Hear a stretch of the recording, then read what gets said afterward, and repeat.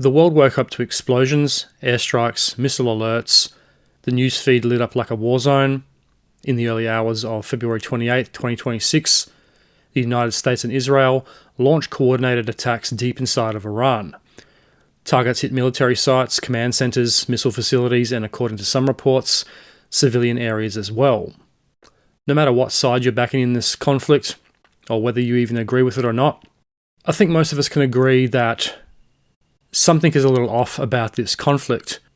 President Donald Trump said he wasn't going to start any more wars and that he was going to end wars, but he has a very funny way of showing it.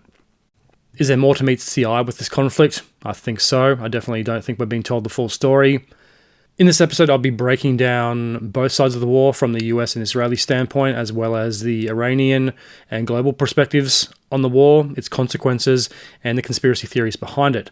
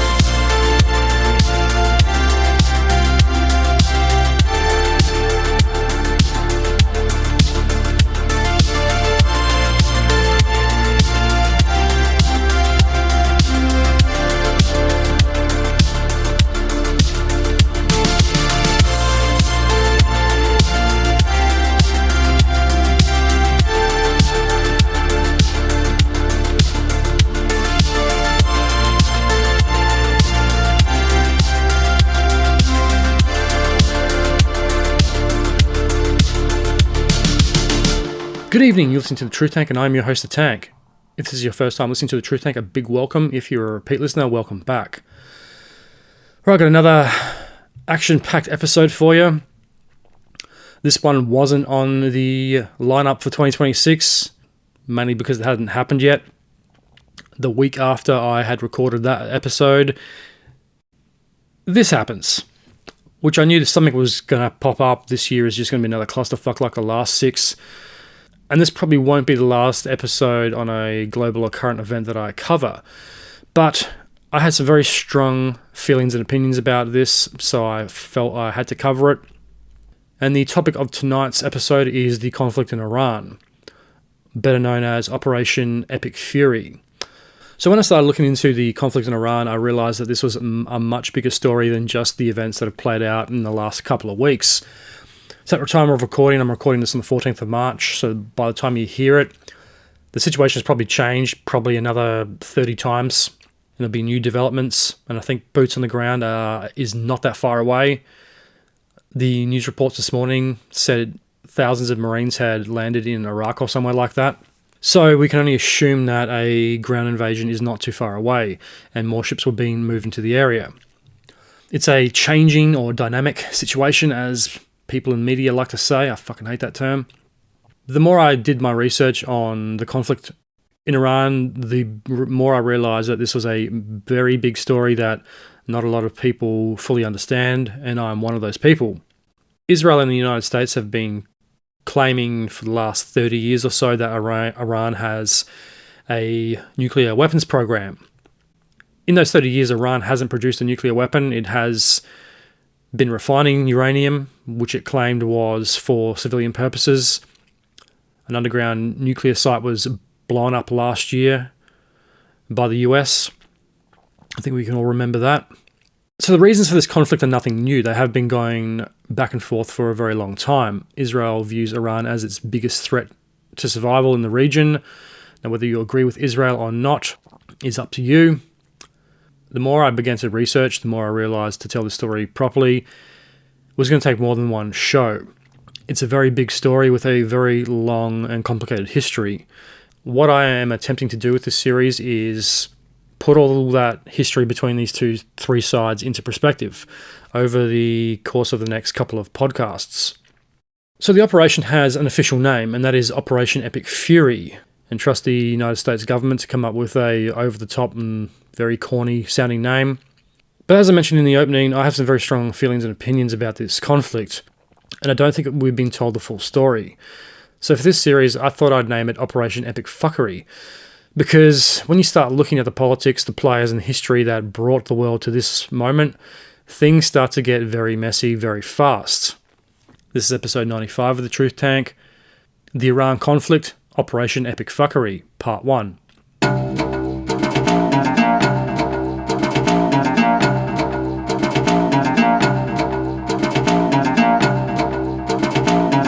So this episode is part 1 of a series on the Iran conflict, a conflict that didn't start this year, it didn't start with Trump, and it didn't start with Benjamin Netanyahu, and it didn't start with Iran's nuclear ambitions either.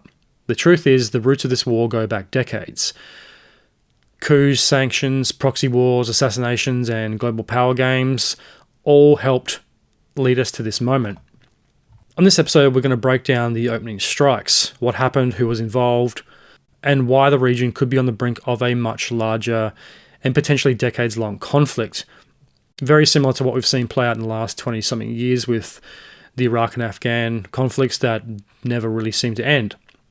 We'll look at the US and Israel's strategy, Iran's response, the human cost, and the bigger picture, as well as energy markets, the petrodollar, and the global stakes that make this more than just a Middle Eastern regional war, as well as the conspiracy theories around the conflict, which I really wanted to include. You know, I love conspiracies, so I couldn't help myself, and I think a lot of them could potentially be on or very close to the money in this situation, as we'll find out later in the episode.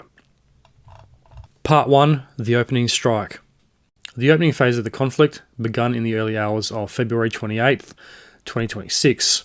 At roughly 1:15 a.m. Eastern Time, US naval vessels in the Persian Gulf fired the first wave of Tomahawk cruise missiles targeting Iran's military facilities. And where have we seen this situation play out before? This is nearly identical to the opening phase of the Iraq War. I remember seeing that on the news, Tomahawk missiles being fired into Baghdad and pummeling the city for about a day or a week, I can't really remember. Not too long after that, a ground invasion followed. Just before we get too far into the episode, a quick disclaimer. The following episode of the Truth Tank discusses war, geopolitics, and internal conflict. The views expressed are commentary and analysis based on publicly available information and historical research, and are intended for educational and discussion purposes. This podcast does not claim to present definitive facts about ongoing events, and information may evolve as new details emerge. The opinions expressed are those of the host and do not represent any government, organisation, or institution. Discussion in this episode may reference countries such as the United States, Israel, Iran, or others in the context of government policy, military strategy, and political decision-making. Any criticism or analysis is directed at the actions of governments and leadership, not the people or cultures of those nations. Nothing in this episode should be interpreted as advocating violence or harm against any people or nation. The goal of this discussion is to examine the political, historical, and strategic forces that shape global events and to encourage critical thinking and informed debate. Listeners are encouraged to consult multiple sources and perspectives when forming their own conclusions. So what we know so far: United States assets were involved. Tomahawk cruise missiles launched from Arleigh Burke-class destroyers and Virginia-class submarines in the Gulf. Stealth bombers deployed from US bases in the region were also involved. Israeli assets involved. Over 200 Israeli fighter jets conducted precision strikes under Operation Lion's Roar. Targets included ballistic missile facilities, drone production sites, command and control centers, and the IRGC, also known as the Islamic Revolutionary Guard Corps, infrastructure. Now, the reported locations that were hit were Tehran, suspected leadership and command targets, several explosions in civilian adjacent areas, Isfahan, missile and drone production facilities, Bandar Abbas, however it's pronounced, naval bases, port infrastructure near the Straits of Hormuz, Mashhad and Shiraz, strategic military command sites. Reported casualties from the strike included multiple senior IRGC commanders that were reported killed. Reports claim the death of Ayatollah Ali Khamenei, though verification remains unclear, and I call bullshit on that one. I don't see how anyone could know the Ayatollah was directly killed, his son was injured, or that multiple commanders in the IRGC were killed also. That's a bit of fuckery in my opinion. Israel claim they have proof of the Ayatollah's death but won't release it, which I think is completely bullshit. It's just like saying, well, believe us, we have the proof, but we're not going to show you. The same way the pictures of bin Laden's body were never publicly released. And yeah, you don't really want someone with like half the head blown off on the front page of a newspaper. But at the same time, how does anyone know he actually was killed? No one saw any type of proof whatsoever. We're only relying on the proof of a government. And I don't think that the word of any global government anymore is worth shit. Especially a government that claims that Hamas is everywhere in Gaza and that was the reason they leveled the city and killed 60,000 people. If they have proof, release it. Because I don't think there's any possible way without having people on the ground looking through rubble, doing DNA analysis, that they could 100% conclusively conclude that the Ayatollah was killed in the airstrikes. And I think it's a little suspicious that he was killed and pretty much like 12 or 10 of his high-ranking IRGC commanders were all apparently killed in the same strike. I doubt they're going to be that stupid to be all in the same place at the one time. But on the Iranian side, there hasn't been much proof that the son is alive either. Apparently he's been elected the new leader, but there's been no public appearance. And then again, when the US and Israel have both said they're going to assassinate you, probably better to keep your head down. So with any of these modern day war, civilian casualties are not too far away, particularly in the big cities like Tehran and nearby urban and suburban areas. Numbers remain disputed, but early reports suggest dozens killed and hundreds injured. And I think now it's been going on for a couple of weeks. I think it's probably more like thousands killed and hundreds of thousands injured.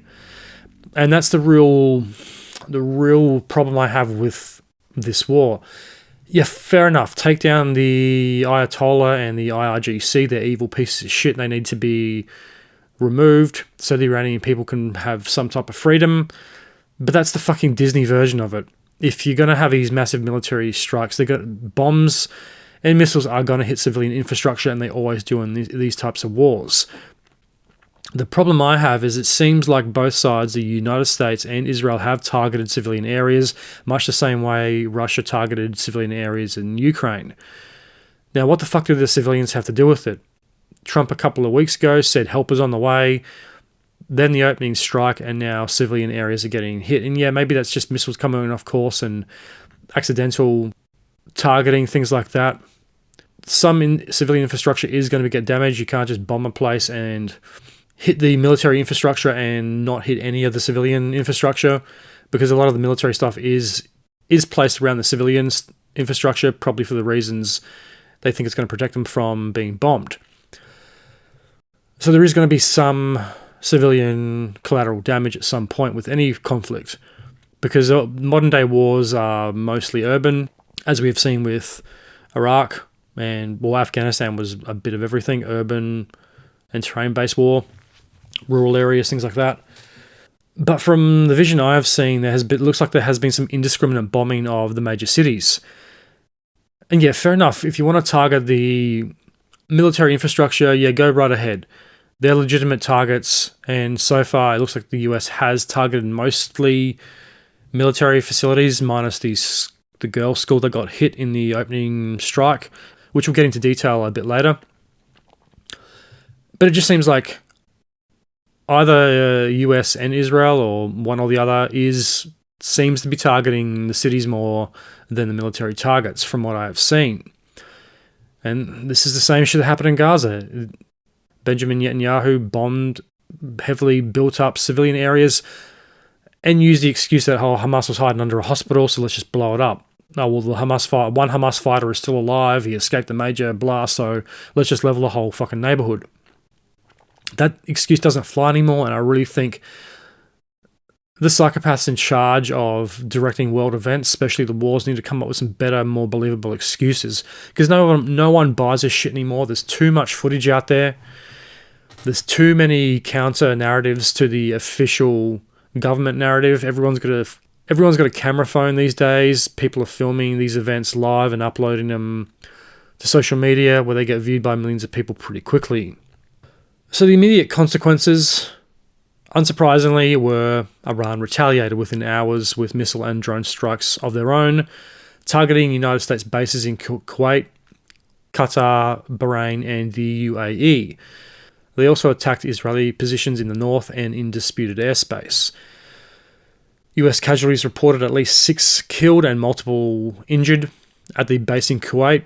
Regional tensions escalated pretty quickly, airspace closures across Gulf states, oil markets went berserk due to the Straits of Hormuz's vulnerability, international warnings about escalation towards broader conflict, as well as numerous travel warnings.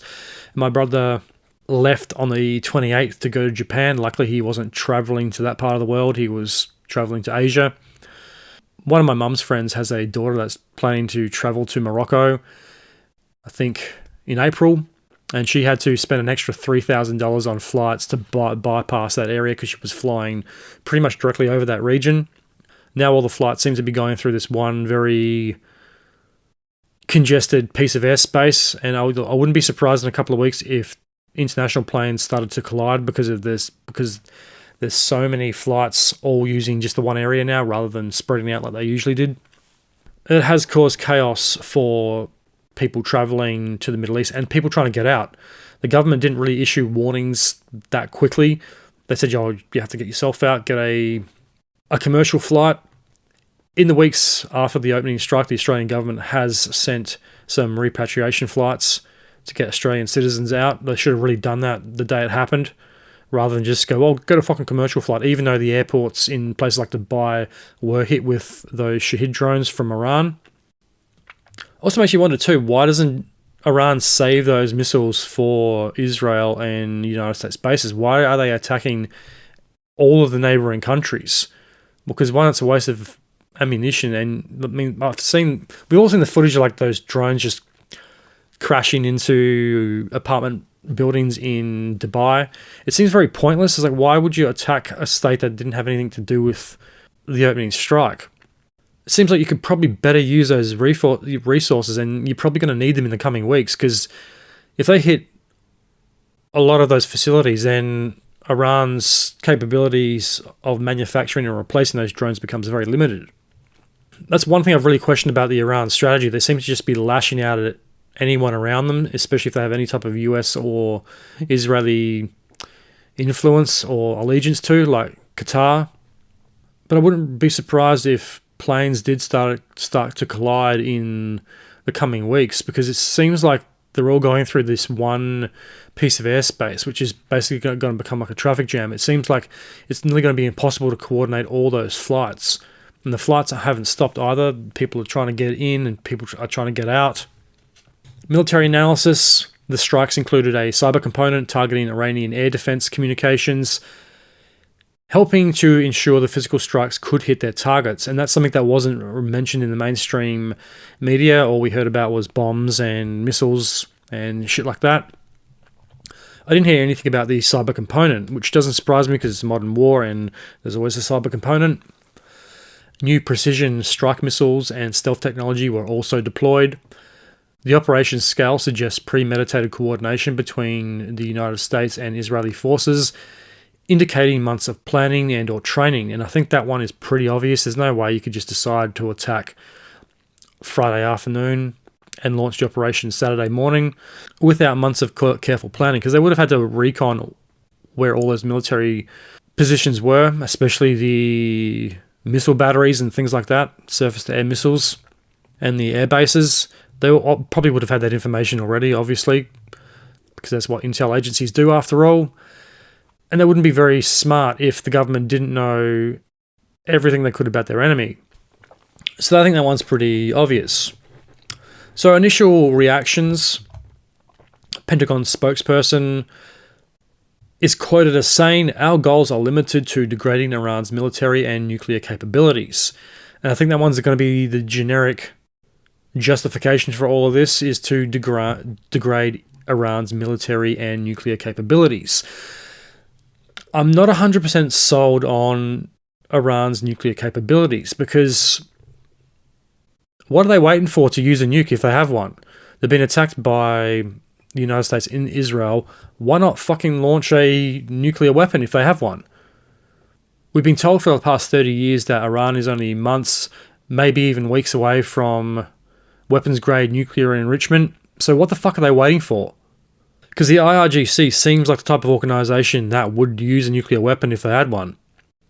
I'm not 100% convinced that Iran has nuclear weapons or weapons of mass destruction. And where have we heard that fucking line before? Because that was the justification for going into Iraq. Saddam's got weapons of mass destruction. Were any found? No. Did he have any? Most likely not. If he did, he would have used them. And since none were found, I think we can safely assume that there was none there to find. So this is the same fucking justification, the same narrative, the same storyline, the same story arc, the same excuse that got the world into a 20-year never-ending war in Iraq that didn't make the country safer, didn't free the oppressed people of Iraq. It made it 100 times worse. The country would have been a hell of a lot better if Saddam Hussein was left in power. At least things would have been ordered and there would have been some structure. What happened? 20 years of insurgencies, a country that has completely been dismantled, a non-functioning government, and then when the US and allies decide to pull out, they've had enough of this ongoing war that sucks in trillions of dollars that could be going towards helping people in their own countries. They try to implement democracy, put in a government, but the power vacuum left by Saddam Hussein created the perfect environment for a group like ISIS to rise and unleash hell upon the population, which led to another conflict that is still ongoing in some parts of the world, where terror and chaos fucking reigned. Look how many people were fucking butchered in that time. All because of weapons of mass destruction. The Warhawks of Washington came up with a catchy tagline, got us all believing that Saddam Hussein had weapons of mass destruction and he was going to use them. Well, he didn't use them in the opening strikes from the United States. None were found, and we were sold a fucking lie. Afghanistan is not too much different. I guess the only believable part of that story is that Osama bin Laden was known to be in Afghanistan and was the leader of the Taliban or Al-Qaeda, I can't remember which. I always thought that was suspicious when it happened. I started to question, why is the United States attacking Iraq, a country that didn't have anything to do with the 9/11 attacks? Shouldn't they be going after Osama bin Laden, and wasn't he last reported in Afghanistan? I always thought that was very sus. So did my dad. He always used to say, that's bullshit. Saddam doesn't have weapons of mass destruction. He would have fucking used them. He would have used them in the first Gulf War, but he didn't. Probably because he never had them. So it seems like we're being fed the same fucking bullshit lie for this war. Nuclear capabilities. Iran's only weeks away from making a nuclear weapon that can wipe out all life on Earth. Bullshit. They would have already. So I'm very skeptical about the reasons for this conflict. And I'm not saying that the Iranian regime didn't need to change, because it did, because the Ayatollah was an evil piece of shit. And if he is dead, then good riddance. The world's a better place without him. I just can't help but think This is going to start another forever war, another 20-year conflict with no end, no strategy, and no fucking long-term plan. That's going to get all these nations dragged into another Middle Eastern conflict where trillions of dollars are going to get poured into it, and there's not going to be anything to show for it at the end of it. The Iranian people are the ones that are going to pay the ultimate price in the end, much the same way millions of innocent Iraqis did during the Second Iraq War.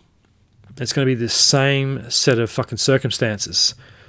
All because Benjamin Netanyahu, the absolutely ballless US government at the moment, I don't know what the fuck's happened to Trump, but so much for a president that didn't want any war. He was going to be the president that ended war. He's got a very funny way of showing it. Now all of a sudden he's become very pro-war. Whether you like him or hate him, I used to like Trump. Now I'm starting to think he should probably be locked up in a nut house. Some of the things he's doing and some of the things he has said publicly just make no fucking sense anymore. And obviously, Benjamin Netanyahu has some type of hold over Trump and the US government. I think that's pretty obvious because every time Israel wants to go to war, the US pays the bill. They give them the missiles, the equipment to do the job, and commit American lives to do so. But for what? There are some rumors, I don't know if it's 100% proven, but there's a lot of evidence to say that Benjamin Netanyahu was the one that put the idea of weapons of mass destruction into the war hawks' heads. And it seems like he's doing exactly the same thing here. Iran has nuclear capabilities. We can't have a rogue state like Iran that's not on the Rothschilds' banking system have nuclear weapons. So I call bullshit. It's the same Washington warhawks that wanted the war with Saddam 20 years ago, and it's the same people that are going to make these decisions to get the United States and its allies, because the allies always get sucked into these conflicts, into another 20-year war with Iran. And I don't like where this is going. Lindsey Graham is one of the strongest supporters of the war in Iran. He was also one of the backers of the war in Iraq. I think that man is a fucking demonic psychopath. The way he talks about war, he's just in love with this death cult. He worships death. He worships war. He's a very fucking sick individual. He's not going to do any fighting himself. It's okay for him to send another generation to be maimed and fucking butchered on a foreign battlefield somewhere.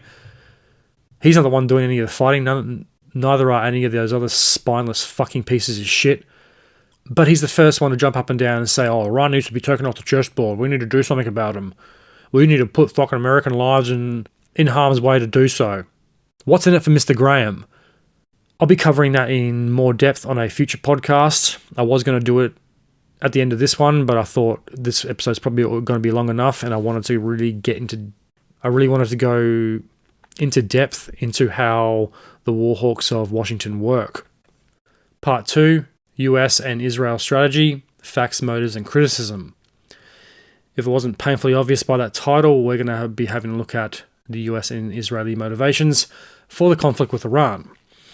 How the campaign has been framed by US leadership. In public statements, the United States government has described its actions in Iran as a strategic effort to eliminate Tehran's ability to project force across the Middle East, particularly by targeting missile systems, drones, and senior leadership, deemed threats to United States forces and allies, because they've always got to chuck the allies in there. According to Pentagon briefings, US Defense Secretary Pete Hegseth has described the campaign as, quote, ongoing, and promised some of the most intense days of strikes yet. And just for the record, I think Pete Hegseth is a fucking tool. That guy is not mentally competent enough to be the Secretary of War, as it's known now. The guy's not a statesman. Some of the things he says, and when he gives speeches, when he's pointing his finger like a fucking despot, he talks like a patriotically jacked up fucking 18-year-old. Some of the things he says are absolutely ridiculous. I'm pretty sure he said publicly at a press conference the other day, we're going to kill them, we're going to blow them up, and they're not going to know what hit them. This isn't a fucking action movie. This is real life. You can't be fucking talking like that at a fucking state level. One, it makes you look retarded, and two, what if it doesn't go your way? Because Iran is not Iraq. It's a completely different beast altogether. Iran's about 4 times the size of Iraq, with a much bigger population. They also have a fanatical military that's well-trained, well-equipped, and well-armed. I think this conflict has a potential to turn into another Vietnam for the US if they're not careful. The arrogance and bravado shown by the White House, especially by the president and his inner circle, is disturbing, and to screams of incompetence. I don't think they have really thought this plan through. I think they can just bomb them into submission. Bombs work so far, but if you really want to eradicate the military threat, you're going to have to go boots on the ground and do it at the street level. Because Iran planned for this type of attack, they have built many underground installations that go very deep, multi-leveled underground military facilities that are going to be nearly impossible to hit with conventional weapons. Yeah, you can use bunker busters like they did with the underground nuclear facility, but who's to say that was the only underground nuclear facility? I don't think that that's stupid. The Iranian regime would have planned for something like this to happen. I wouldn't be surprised if there are thousands of underground bases that the US and Israel don't know about. They're probably operating everything out of there. I know I would be in that situation. I don't think airstrikes are enough. A majority of the military targets that are being hit by the US and Israel, I think Iran is willing to sacrifice them. I think they're the most obvious targets that Iran knew was going to be attacked. I think a majority of their military infrastructure is underground. And all those fucking ultra-patriotic Instagram and Facebook videos I've been seeing about, Iran's Air Force, there's an F-45-year-old F-16 Tomcat that's been blown up. I don't think that's half the stuff that they even have. Iran is either very foolish to leave that stuff in the open. I don't think the United States government, especially Trump, can really be too overeager just yet. Some of Trump's comments saying that we've already won and this war will only go on for 4 weeks. It won't. It's going to go on a hell of a lot longer than that. And it's a bit of a case of famous last words where you declare that, well, we've already won. How many times in history has a nation or an army said that and then got their asses kicked?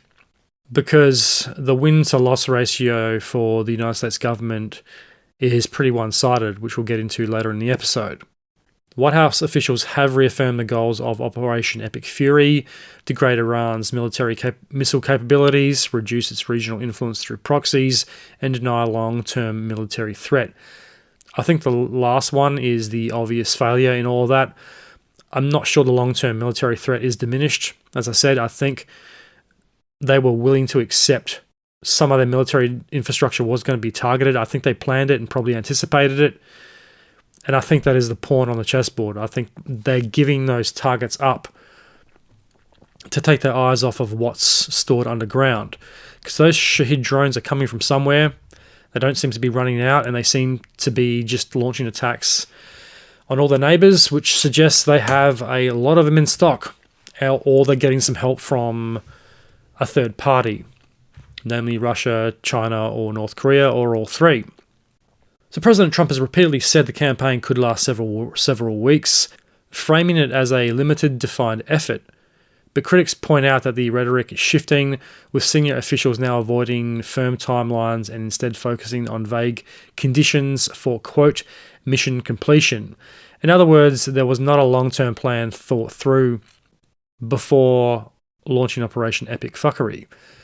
It doesn't look like much long-term planning has gone into this. And obviously there would have been at some level, because you'd have to think the generals would be thinking in long-term, or maybe they don't fucking care at this point. But for Trump to come out and say this is only going to last 4 weeks is completely fucking bullshit. No war lasts 4 weeks. And just the rhetoric we see from the White House, especially Pete Hegseth, he's acting like Pearl Harbor has been bombed again. We're going to crush the Iranian threat, yada, yada, yada. We're going to do this, we're going to do that. It's like, Iran hasn't actually fucking attacked you. It's attacked some bases in the Middle East, but that was most likely always going to happen. And they attacked the bases after they were attacked. Because you can make the argument that Iran is defending itself from being attacked from two sides. by Israel and the United States, and is hitting the weakest and most obvious targets it can at short notice, which is the US bases in the Middle East. And look, no offense to anyone in the United States military, my gripes and criticisms are not with the United States military or any other military. It's with the people in fucking charge, the governments and the psychopaths that get young men and women into these fucking wars. And yeah, it's fucking horrible that United States personnel have been killed in these strikes. But the way Hegseth frames it, it's like, we're going to fucking kill them. We're going to fucking smash them. We're going to get revenge for what they've done to these American bases. It's like, buddy, you attacked Iran. There is going to be some push and shove. You push me, I'm going to fucking push you back. That's how Iran sees it. They're a fucking wounded animal pushed into a corner. How wounded they are, I don't think anyone really knows yet. What they're really capable of, how long this war going to go, who the fuck knows. But the president can't come out and say it's going to last 4 weeks and we're going to fucking destroy this and we're going to fucking smash them. Just in the last 24 hours or so, a US refueling plane crashed. I'm pretty sure, I don't know the circumstances, I don't think it was shot down. It crashed in Iraq, and he's saying there's going to be revenge, but revenge from what? I mean, there's always accidents in military situations. There's so many moving parts to these operations. There are going to be some accidents, and I don't think really blaming Iran for everything is really the most intelligent course of action. No, I don't know, maybe it was shot down. I don't have the full picture yet, but just from what I've seen, it doesn't look like it was attacked. It's horrible that American personnel have died in this war, but unfortunately, I think that the death toll is going to climb. And Hegseth and Trump can try to just blanket ban Iran for this, but they need to take some responsibility for the deaths of these military personnel, because they're the ones that got them into this war in the first place. I just don't like what I'm seeing from the White House, this let's just blame Iran for everything, but we attacked them and then we're going to blame them for hitting back, and a US personnel were killed during the retaliation. And I'm not standing up for Iran either. I'm very much in the middle of this conflict. I just don't like where it's going and what I'm seeing from any side, because it is just going to escalate into a massive region-wide war, if not a world war. It's going to cycle up and up and up, and until we get to another 20-year forever war, it's just going to go on and on and on. The war cycle is repeating. The mines will right again. We are in a cycle of perpetual conflict. And I don't think the White House is competent enough to diffuse the situation without further violence or escalation. So what is the scale of this campaign? Because the numbers don't seem to match. And I'm not buying the whole quote-unquote limited defined effort narrative either. Despite claims of limited objectives, Pentagon briefings suggest extraordinary broad engagement. The US and Israel have collectively struck thousands of targets inside Iran since February 28, 2026. Reports indicate US forces alone have hit more than 5,000 discrete targets by March 10. That's a lot of missiles and a lot of targets. And that would be polar opposite to limited defined effort. That seems like a broad maximum effort, if you ask me. Are there that many military targets in the urban areas? Because so far a lot of the footage I've seen has been of destroyed apartment blocks and residential areas. The same shit the United States government criticized Russia for doing to Ukraine. I would expect this type of tactics out of Benjamin Netanyahu, because that's the tactics he's used against Gaza. But it's a little hypocritical coming from the United States government. If the US has hit more than 5,000 quote-unquote discrete targets, that's not exactly a limited air campaign. That's a sustained multi-domain offensive across an entire nation's infrastructure and military apparatus. And unfortunately, with these type of conflicts, civilians are the ones that are in harm's way the most. Independent reporting and aggregated casualty figures show mounting humanitarian toll. Various sources estimate over 1,200 people have been killed in Iran by US-Israeli strikes, many of them civilians, with thousands of wounded. I think that number is only going to climb. At the time, like I said, at the time of recording, this is the 14th of March. That number is going to go up. It's obviously well past 1,200. It's probably in the thousands at this point, because you can't have 5,000 strikes and that low number of casualties. The math doesn't add up. This really makes me question the strategy. Why does it always seem that the civilian areas are the ones that are targeted and cop the worst strikes? We've all seen the drone footage of military infrastructure being hit. But when 2,000-pound bombs are being dropped in residential areas in the larger cities in Iran, it really makes you fucking wonder. What is the point? And I don't buy that there's a terrorist or a IRGC member hiding in every fucking building in Tehran or any other city, because that's the justification that Benjamin Netanyahu has used in Gaza. Oh, there's a Hamas fighter in a fucking residential office blocks. Let's just blow it up. We'll kill 1,000 people just to get one person. In those situations, send boots on the ground. It's really the only way to do it, or a fucking Terminator, a robot, or something like that. You can't just indiscriminately bomb, because innocent people are always the ones that bear the brunt of these conflicts. So one of the single deadliest incidents was the strike on a school in Minab, I think that's how it's pronounced, where as many as 168 to 180 people, mostly children, were killed. That scale of civilian harm raises fundamental questions about proportionality and the, quote, precision warfare claims, especially when weapons with significant explosive yield are used in urban or populated areas, such as the 2,000-pound bombs that were being dropped. If you've seen any of the bombing footage, there's been a lot of heavy ordnance dropped on civilian areas. And when you blow up a fucking oil refinery that is going to spew black, thick smoke into the air, much the same way Iraq was pummeled by bombs and explosions, and it gets to what an average temperature in summer is like 49 degrees, 50 degrees, and you fucking wonder why. The same thing is going to happen in cities like Tehran. And it's incredibly hypocritical of Western governments to, one, tell their own people to go buy electric cars because we're the ones causing the pollution, buy organic fertilizers, yada, yada, yada, because that's also killing the environment. Slaughter 1 million cows because they're the ones really causing the fucking holes in the ozone layer. But industrialized war is okay and supported by these same hypocritical, psychopathic world leaders. The Australian Prime Minister, Anthony Albanese, was the first, or one of the first, world leaders to congratulate Trump and Netanyahu's strikes on Iran. He was one of the first people to support it and praise it.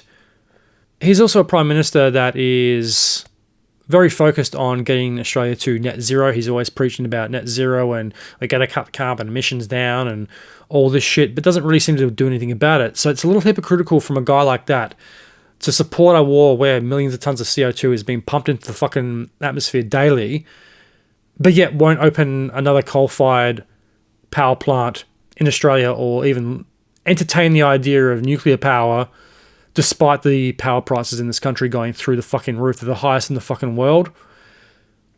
Doesn't give a shit about his own people. He won't give that a second thought, but will support the US dropping billions of tons of fucking heavy ordnance that cause a lot of environmental damage. Bit fucking hypocritical, Mr. Albanese. And this is the same guy that can't seem to do anything about the fuel prices going up, sold off the oil that was brought during the pandemic by Scott Morrison, who I'm no fan of. But apparently he brought 1 million barrels from the US for $39 a barrel, had them stored in Texas. 2022, Albo comes into power and sells off like 80% of it. We could really use that oil right about now, Albo. So, well done. If that is the level of hypocrisy that these world leaders have, on one hand they say you can't fucking drive your car down to the shops because you're going to kill the planet, but support billions of tons of CO2 emissions being released daily, especially when the US strikes oil refineries that were apparently mostly for civilian use. There would have been some military use of it, but it was for the people. So how are the people of Iran supposed to get around? How are they supposed to power generators and things like that if they keep striking the civilian infrastructure? Even if a little bit of it is used for the military, which in a country like Iran under that regime is probably most of it. It's probably most of the infrastructure. It's probably dual use. And I'd say that's probably done so the IRGC can control all parts of Iranian life. If they can't control the power and the internet and the water and the food, then they can't fully control and make a population subservient to their regime. I find it really hypocritical and really disturbing that world leaders can support conflicts like this with just not even questioning it, but then subjugate their own people to pretty draconian rules around emissions. Because I can tell you now, my Toyota Corolla is not causing the environmental damage that one of these 2,000-pound bombs does. US casualties and escalation. Proponents of the strike narrative have stressed minimal US losses, but actual figures tell a much more complex story. Defense officials confirmed roughly 140 US service members wounded in the first 10 days of the conflict, many from Iranian missile and drone strikes. The US military publicly acknowledged at least 7 fatalities among American personnel. These numbers challenge the idea of a cost-free intervention and show that Iranian capabilities, even under intense bombardment, remain significant. And I think the US government has grossly underestimated the Iranian abilities. If their bombing campaigns were successful, if they bombed them this hard, this quick, and it hasn't stopped the Iranian military from striking back, I don't think it's really going to work in the long term. And I don't think you can have a cost-free intervention. It's not possible if you are going to put US or Australian personnel in harm's way and expect them to carry out these even high-level bombing missions where you're not really boots on the ground. Maybe it's even just drones doing the bombing. It's still not risk-free because you have to have some type of assets in the area to support the assets that are doing the grunt work or the frontline work, the bombing, whatever it happens to be. Which means there's US personnel sitting on destroyers or aircraft carriers somewhere in the Gulf, sitting around waiting. And if they're sitting around waiting, that means they're vulnerable and could be attacked. Unlikely that the carrier groups are going to get outrightly attacked by like 1 or 2 boats, but it's not impossible either. So it's impossible to have this cost-free intervention. And I think that's just another fucking bullshit lie cooked up by the Trump administration to sell to the American public. And apparently several drones have been stolen from a Californian missile base, and the FBI has just released a statement or something like that saying that Iran intends on having drone strikes against California. I'm also calling bullshit on that one. If that one is true, I haven't had time to look into it at time of recording. But if drones have been stolen from a military base in California and the FBI has just said California has the potential to be struck by Iranian drones, I would probably question that. Because realistically, how the fuck is Iran supposed to attack the US with drones from Iran? It'd have to be local assets, local drones that are being directed by proxy members of the IRGC or internal terror cells in the United States, which, going back to last year, that Sean Ryan show I listened to with that CIA woman, she was saying that basically this was going to happen. I think she was just about a year too early, but she was right on the money. And she said that there's thousands of terror cells already in the US waiting for orders from Iran or from Hamza bin Laden or wherever they get their orders from to carry out these attacks. And I think domestic terrorist strikes are going to increase dramatically over the next few months. And once again, that comes down to cost-free intervention, because even if US casualties are relatively low in and around the war zone, that doesn't mean that's going to be the same on the home front. I think US civilians are the ones that are going to probably bear the brunt of these casualty numbers that I think will increase over the next couple of months. And I'm not saying I support or want this to happen. I'm making these predictions based on what I'm seeing play out. I think there's going to be a lot of terror-related attacks for the foreseeable future. There's already been that one failed attempt in New York where that fuckwit tried to throw a nail bomb into the crowd, and luckily it didn't go off. And that seems like a lone wolf attack, but he obviously got his orders from somewhere. And I think they've pledged allegiance to ISIS or something like that. So I think more of those attacks are probably going to happen.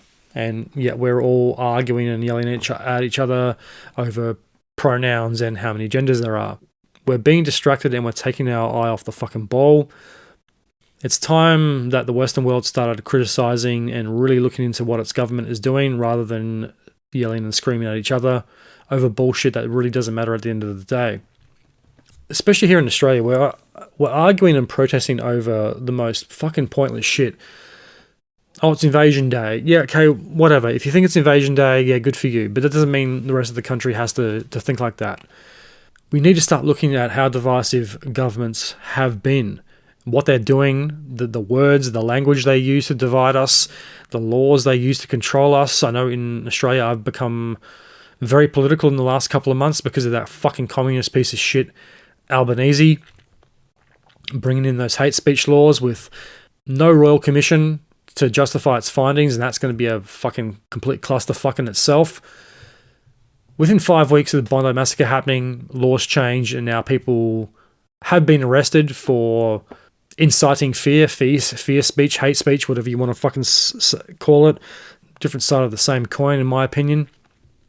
And just the other day, a young woman was arrested at a pro-Palestinian rally for having a now banned slogan written on a t-shirt. Yeah, it was fucking stupid. I don't agree with it. But at the same time, you shouldn't get arrested for words or for slogans when satanic pedophiles are fucking running the world. And just in this country, like the amount of pedophiles that are going to court and getting a slap on the wrist and being chucked back out into society is fucking disturbing. I don't know what it is with the judges here. Why the fuck are they so lenient on people? Like this guy at an Australia Day rally, he got a year in jail for saying anti-Semitic comments, and a pedophile principal at a school in Perth got 3 months. Something's not adding up. The crime isn't fitting the punishment, and the punishment doesn't fit the crime. And that's obviously state to state too, but it seems in certain states people are being arrested for thought crime more than they are for killing people with machetes, stealing cars, assaulting people. It's completely fucked. I don't know what happened to this country. Australia used to be a really great place to live, but in the last year it's just really declined, and we are charging towards a proto-communist society really fucking fast. Netanyahu and Israel's strategic influence. So the Israeli government has framed its participation as self-defense against Iranian threats, particularly ballistic missiles and proxy forces hostile to Israeli territory. Reuters and regional reporting confirm coordinated Israeli strikes under the operational name Operation Roaring Lion, running parallel to US actions. Israeli officials publicly cited intelligence on Iranian weapon systems and nuclear sites as justification for preemptive action. I'm pretty sure it was Israel who decided to strike, not the US, but obviously by proxy they dragged the US into it. Operation Roaring Lion is a better name than Epic Fury, but it's still complete fuckery, whatever way you want to look at it. And yeah, look, I get the angle of self-defense because Israel is in this weird geopolitical location, but at the same time they've made a lot of enemies and they have caused a lot of their own problems. And Bibi has been wanting to take down Iran for over 30 years, and now he's finally got his wish. And the US has hinted at Australia getting involved. Why the fuck do we got to get involved? It's not our fucking problem. Iran has done nothing to us. And the US has criticised the UK for staying out of it. Once again, what has Iran done to the UK? And then Trump will say something like, oh, Keir Starmer is not Winston Churchill, and that's fucking obvious. Keir Starmer, I think, is one of the worst leaders in history. So Trump is right about that. He's not Winston Churchill, but at the same time, what has the UK got to gain by joining another Middle Eastern conflict? They've got enough problems on the home front. What has Iran done to UK? Nothing as far as I know. Maybe funding terrorist proxy groups around the world, but yeah, I don't know enough about that to comment. Sometimes it feels like we're living in a alternative fucking timeline, because I swear to God that from 2012 onwards, the world has seemingly inverted on itself. It's like up is down, down is up, right is wrong, wrong is right, black is white, white is black. It's just not the fucking same world from 20 years ago. Well, it is in some ways. It's the entire inversion of Western society and logical thought. What was once deemed mental illness is now accepted by those in power. If we get involved in another Middle Eastern war that has nothing to fucking do with us, all because the US or Netanyahu and Israel has said we need to get involved in it, otherwise you're not playing by fucking our warmongering rules, I really don't see how anyone can actually stand by any nation's flag anymore, because they're all part of the same club. They're all being corrupted. Like, why the fuck does anyone want to join the military anymore? So you can go die for some conflict caused by a warmongering fucking psycho in Washington who's going to make millions of dollars in revenue from the profits of war? But all for what? Fight for your country? Die for your country? So it can betray you and put you in prison when you come back? You can step in all over the rights that our fucking grandfathers fought for? So if we don't have fucking free speech in this country, we don't have a democratic nation. And last time I checked, Australia's free speech has been stepped on. We don't actually have free speech anymore. So can I make the argument and say Australia isn't actually a democratic nation anymore? It's fallen far from grace. I think democracy in the US has also failed because the president doesn't seem to really control much. And Trump has said he didn't want to get involved in another war, but has gotten involved in the war. So who is controlling the powers that be? Who's controlling the president? What happened to Anthony Albanese? He started off as a man of the people, then just went all big business and became even more woke than he already was. I knew he was woke, but what he has done in the last year has really crossed the line. And he's becoming very tyrannical, very dictatorish, and unfortunately there's not an opposition to do anything about it. And it just seems completely bizarre what has happened to the Western world. But anyway, enough about that, back to it. So the key point to examine critically is this. Israel's strategic rationale often aligns with its long-standing policy to prevent Iranian military elevation, but the choice to act in conjunction with the US rather than independently has triggered debate about whether American strategic interests are being shaped to accommodate Israeli policy goals. And that doesn't make you really wonder, because Israel could have done this by themselves, but they choose not to. They have to get the US involved. They have to act in conjunction with the US. And in the weeks before the strike, Benjamin Netanyahu went again to the White House to visit Trump. And that was like his 6th or 8th visit in like 9 months or something like that. It seems whenever he goes to the White House and has these meetings with Trump, he gets his way, or he gets something that he's asking for. And it's no surprise that he goes there, then was it 2 or 3 weeks later, this happens. This is a legitimate political critique. It's not hate speech, because it focuses on policy alignment and decision-making, not ethnicity or faith. And I think that does bring up a very interesting question about American strategic interests. Are they being shaped by external policy? Because in the long term, this war does not benefit the US. It doesn't benefit its interests. And I've heard the argument by a lot of military analysts saying America in the long term can't afford another ongoing war. They don't have the munition stockpiles like they once did, because they've given a large amount of them to the Ukraine to fight Russia and also to Israel. And they can't replace the diminished stocks quick enough. And if China invades Taiwan, which may or may not happen, then that leaves them militarily vulnerable, because they don't have enough munitions to protect Taiwan, and they have sworn to protect Taiwan if it comes under attack from China. And if that happens and America can't fulfill its promise, then it doesn't look that good on the world stage. It doesn't look like the military superpower that it once was. And if it's getting drawn into these wars that aren't really their own, on the behest of a third party, then it doesn't really look like the US government has that much control if it's so easily led by a third party. I think most importantly, if it's going to commit all these resources to a war that's not its own, and most importantly, if it's going to commit lives to a war that's not its own, then what the fuck is it actually doing? If the US government doesn't have the American people's best interests at heart, then whose does it?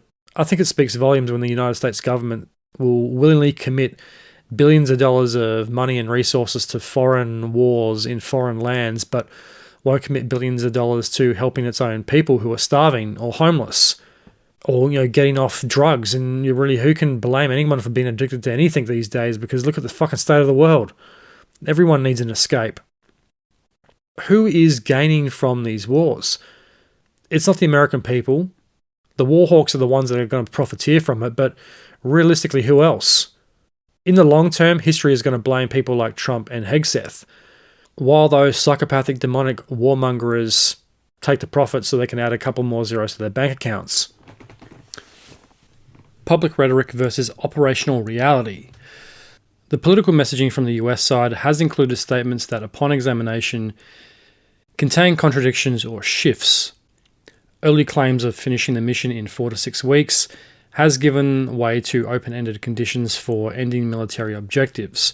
And yeah, it makes you wonder why Trump said this will be over in 4 weeks, because traditionally speaking, no war has really been done in 4 weeks, not at this scale. There's been a couple, like a 12-day war, but they don't really have as many pieces in place that this does. Why didn't he say 6 months? We're hoping for 6 months. Because when you say when you say a definitive statement like 4 weeks, people will be using that against you the fucking minute it goes over 4 weeks. That statement will follow him around for the rest of his term, and he'll be constantly criticized for it. Officials frame Iran as a direct, imminent threat, but public evidence of an Iranian plan to attack US soil ahead of February 28th has not been presented. And that is one of the most completely bullshit parts about this whole story, is there hasn't really been any evidence to say Iran was going to attack anybody, apart from the general rhetoric that they always seem to go on with. It seems every day the story changes. Every time a US congressperson is interviewed, they spew out some more bullshit, like we had evidence that this was going to happen, but then the next thing they say contradicts the main point. The point in case is the comments of Marco Rubio, who waffled on and on and on and really didn't answer any questions and contradicted himself about 4 times on some of the details. Because we've been told there was an imminent threat, but no such evidence for this quote-unquote imminent threat has been produced. The same way no pictures of the Ayatollah's body have been released. And we're meant to trust these political institutions on face value alone. So there either is an imminent threat or there isn't. And if there isn't, then it's fictionalized. And we'll get into some of those quotes a little later, because a lot of the quotes around some of the details of this conflict suggest high levels of fuckery. The gap between what's said publicly and what's demonstrably true is essential and entirely valid to question the coherence of publicly stated war aims, regional and civilian consequences beyond Iran. Iran's retaliation has spread violence beyond its borders. Iranian missiles and drones have struck Kuwait, killing at least 7 soldiers and injuring others in US host nation engagements. In the UAE, Iranian strikes have resulted in at least 6 deaths and over 120 injuries, as well as infrastructure damage. Bahrain reported multiple injuries and damage following Iranian missiles and drone attacks. This complicates the narrative of clean US-Israeli operation with isolated effects. The conflict is visibly expanding across the Gulf. So what are some of the legitimate arguments for strategic deterrence? Officials argue the strikes are necessary to prevent future Iranian aggression and missile proliferation. But on the flip side of that, has Iran actually launched missiles at anybody? Because I think the threat from Iran was that they threatened to use missiles. So in other words, the threat is the threat. kind of like North Korea, they're always building some new fucking warhead or some new piece of military equipment that never really materializes. And it's always a threat that they're going to use it, or they're always testing missiles off the coast of South Korea or something like that just to flex their muscles. But the threat is the threat. Even superpowers like China and Russia, very rarely do they have to demonstrate the full arsenal in order to enforce power or control. And this time around, it seems like the very loose, quote-unquote, threat of the threat, Iran is a threat because it is becoming aggressive or more aggressive, and it is building up its missile stockpiles. That's the reason we need to bomb them. But in actual fact, they haven't really attacked anybody. And that is the key piece of information in all this. Iran didn't launch a preemptive strike on Israel or any of the United States' interests until it was already attacked. And I can't help but think that in future years, the US State Department will try to rewrite history and try to somehow flip the narrative and make it look like Iran was only days away from launching a missile, or they intercepted communications with a possible and imminent threat. So you really have to pay attention when the State Department and when military chiefs of staff issue statements. Pay attention to the words they use. Imminent and possibility don't really gel well. It's all oil and water. But whenever they say them in the same sentence, you really have to question, what the fuck are you actually saying? It's a possible imminent threat. Or was the threat possibly imminent? It's just another example of high fuckery. Because it's possible your dog might bite you, but if you took it to the vet to get put down, are you going to tell the vet, well, it's possible one day he might bite me, so I'm only being preemptive by having him put to sleep now so he doesn't bite me, even though he hasn't had a history of biting people in the past? Yeah, the dog's got teeth, but that doesn't mean he's going to bite someone with them. If you went to a vet, well, most vets anyway, they'd probably say, you're out of your fucking mind, we're not going to put this dog to sleep, get the fuck out of here. A better story to try to convince the vet that you might get bitten would be to say, well, he's been acting a little strange the last couple of days. It's a full moon. He's been a little aggressive. There's been birds in the yard. There's another new neighborhood dog that's got him all worked up, and I think it's possible it's imminent he might bite me at some stage because of the heightened aggression. It's a way of spinning the words to make them sound more threatening and more imminent, I suppose, and creating a narrative that the dog is going to bite you. And he was probably only days away from doing it based on X, Y, and Z. It's the same shit the US military is telling us. There's a possible imminent threat from their missile program or missile stockpiles, even though there's really no evidence of it. Because many developed nations have missile stockpiles and nuclear warheads, that doesn't mean they're a threat or a potential threat or a future threat, unless the US military convinces you otherwise. Because most countries have nuclear weapons and stockpiles of missiles because everybody else does. It's like keeping up with the Joneses. America has warheads, so France is going to have warheads. Because the United States has tried to make the argument in the past that we're the only ones that should make them because we keep the balance of power, we're the world policemen. Yeah, that might have been true in the 80s and 90s, but that's not true anymore. America is far from being a world policeman at the moment, and with all this shit coming up with the Epstein files, and people are awakening to how the world is actually run. The old power structures are, in my opinion, starting to decline. People are seeing through the veil of bullshit and the decades of lying. And countries like Britain, North Korea, Russia, China, France, Turkey, they all have nuclear weapons because all their neighbors have nuclear weapons or missile stockpiles. So if you don't have something to hit back, then you are vulnerable and a target. There's been a difficult history with Israel, Iran, and Turkey, so you can't blame everyone in that region for being armed to the teeth. I know I would be. Influence of allies and policy alignment. Israel's strategic imperative to neutralize Iranian military capability is well documented. The focus here is US support. Is that aligned with US interests or subordinate to allied priorities? Because Iran, when you really break it down, looks like it's a big threat to Israel and not really anybody else. So therefore, isn't that a Benjamin Netanyahu and the Israeli government's problem, not a global one? They've done a very good job to try to convince the world that they're an imminent threat and they're going to attack America. really they don't have the means to attack America. What are they gonna do? Put aircraft carriers off the coast of California and launch an attack without the US knowing? I fucking doubt it. They don't have those capabilities. They have a navy, but they don't have aircraft carriers. So they're really only a danger to other countries in the Middle East and obviously US assets in that region.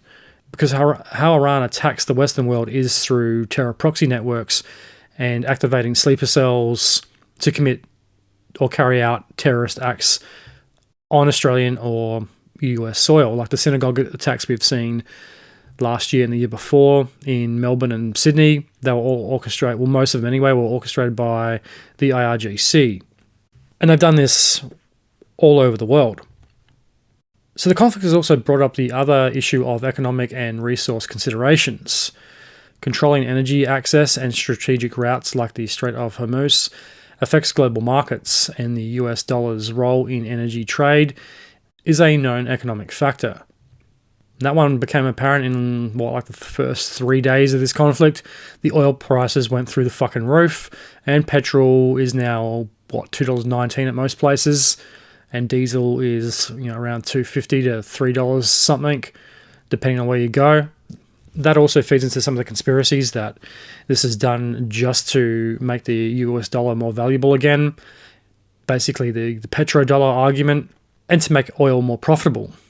Iran has a lot of oil reserves, and one of the biggest strategic trade routes, the Strait of Hormuz, is just off the coast of Iran. So it's a very strategic location if you want to control the flow of oil and goods around the world. In the last couple of weeks here in Australia, the fuel price has gone through the roof. I remember I was going to get petrol the Monday or Tuesday after the 28th of February. So that would have been the 2nd of March. I hadn't filled up since December, since I saw Avatar Fire and Ash, so before Christmas. And I had about just under half a tank. Petrol had gone up. It was $1.55, then I went to about $1.79, and then about $1.80. I thought, fuck it, I'll wait for the next cycle. Then the war breaks out, and then literally overnight it was $1.89 to $1.99. And then since last week, it's gone to $2.19 or something like that. I refuse to pay that until I really need it. And people are panic buying petrol again, like we saw in the pandemic. It's another example of high fuckery. And it really makes me think that this was just completely done to make the US dollar more valuable. I don't think Trump's trade tariffs are working quite the way he wanted them to. I think people are looking for other markets because they're not going to be dictated to by one country, and they're not going to be forced to buy products at inflated prices in exchange for lower tariff rates. So that could be another angle as well.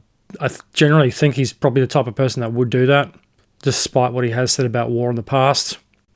And look, yeah, he might have been genuine back then, but something seems to have happened in the last month or so to really make Trump change his mind, and I don't think he's the same Trump from the start of this year. I don't mean he's been cloned or anything. I just think he's either being forced or manipulated or threatened into a corner. And maybe that's because he's been mentioned in the Epstein files so many times, and just because you're being mentioned in the files doesn't automatically mean you're guilty of anything. And apparently there's new ones come out, and he's been mentioned quite a lot in them, and there's apparently photographic evidence or something like that, but I haven't seen any of this, so this is only speculation.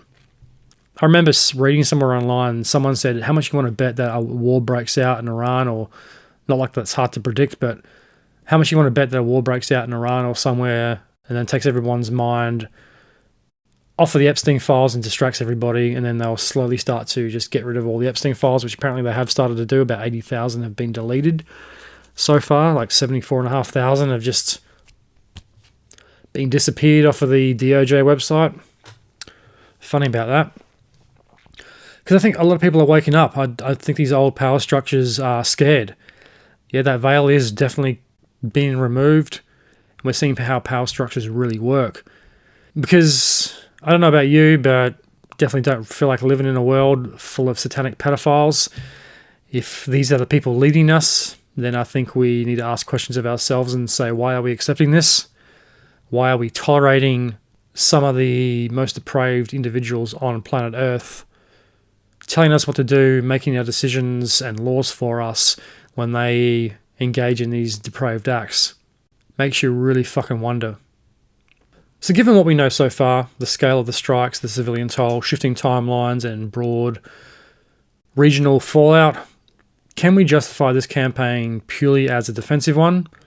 Or does the evidence suggest deeper strategic objectives at work? I, for one, think the latter is the correct answer. I think there is definitely a deeper strategic objective to this. So let's have a better look at the Minab school strike.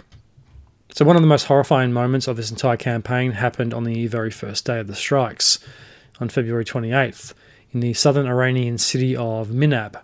Shajara Tayyeheb, I think that's how it's pronounced, elementary school in Minab was hit by one or more missile strikes while classes were in session. So according to Iranian state media, and if it comes from state media, you could probably argue that it is pretty heavily manipulated and there's a fair degree of propaganda that goes with it. But in a situation like this, I don't think they really have to lie too much if this is in fact what happened. And there's no evidence to suggest that it didn't happen. So I think we can take this one as fact. So according to Iranian state media and multiple international reports, and the international reports do back this up, the strike occurred around 10:45 a.m. local time when students were in classrooms. Iranian authorities reported that between 168 and 180 people were killed in the strike, the vast majority of them school children, with dozens more injured. Humanitarian organisations, including UNICEF, have said that approximately 180 children were killed, many of them between the ages of 7 and 12 years old. As shocking as those numbers are, independent confirmation remains complex due to the fog of war and the fact that no side has definitively taken responsibility. Which brings up the question, who was responsible? Iranian state media and officials immediately blame the US and Israeli strikes, claiming the act a, quote, war crime. Iran's foreign minister described the strike as a result of US-Israeli aggression. The United Nations Committee on the Rights of the Child and UNICEF expressed deep concern and condemnation, noting the attacks on the school, especially one holding children, would represent a grave violation of international humanitarian law. Yeah, it's an absolutely horrific event. And I think the US has come out and stated since then that they were acting on outdated intelligence because apparently the school used to be an army facility or an IRGC facility of some type that was taken over by a school 10 years ago.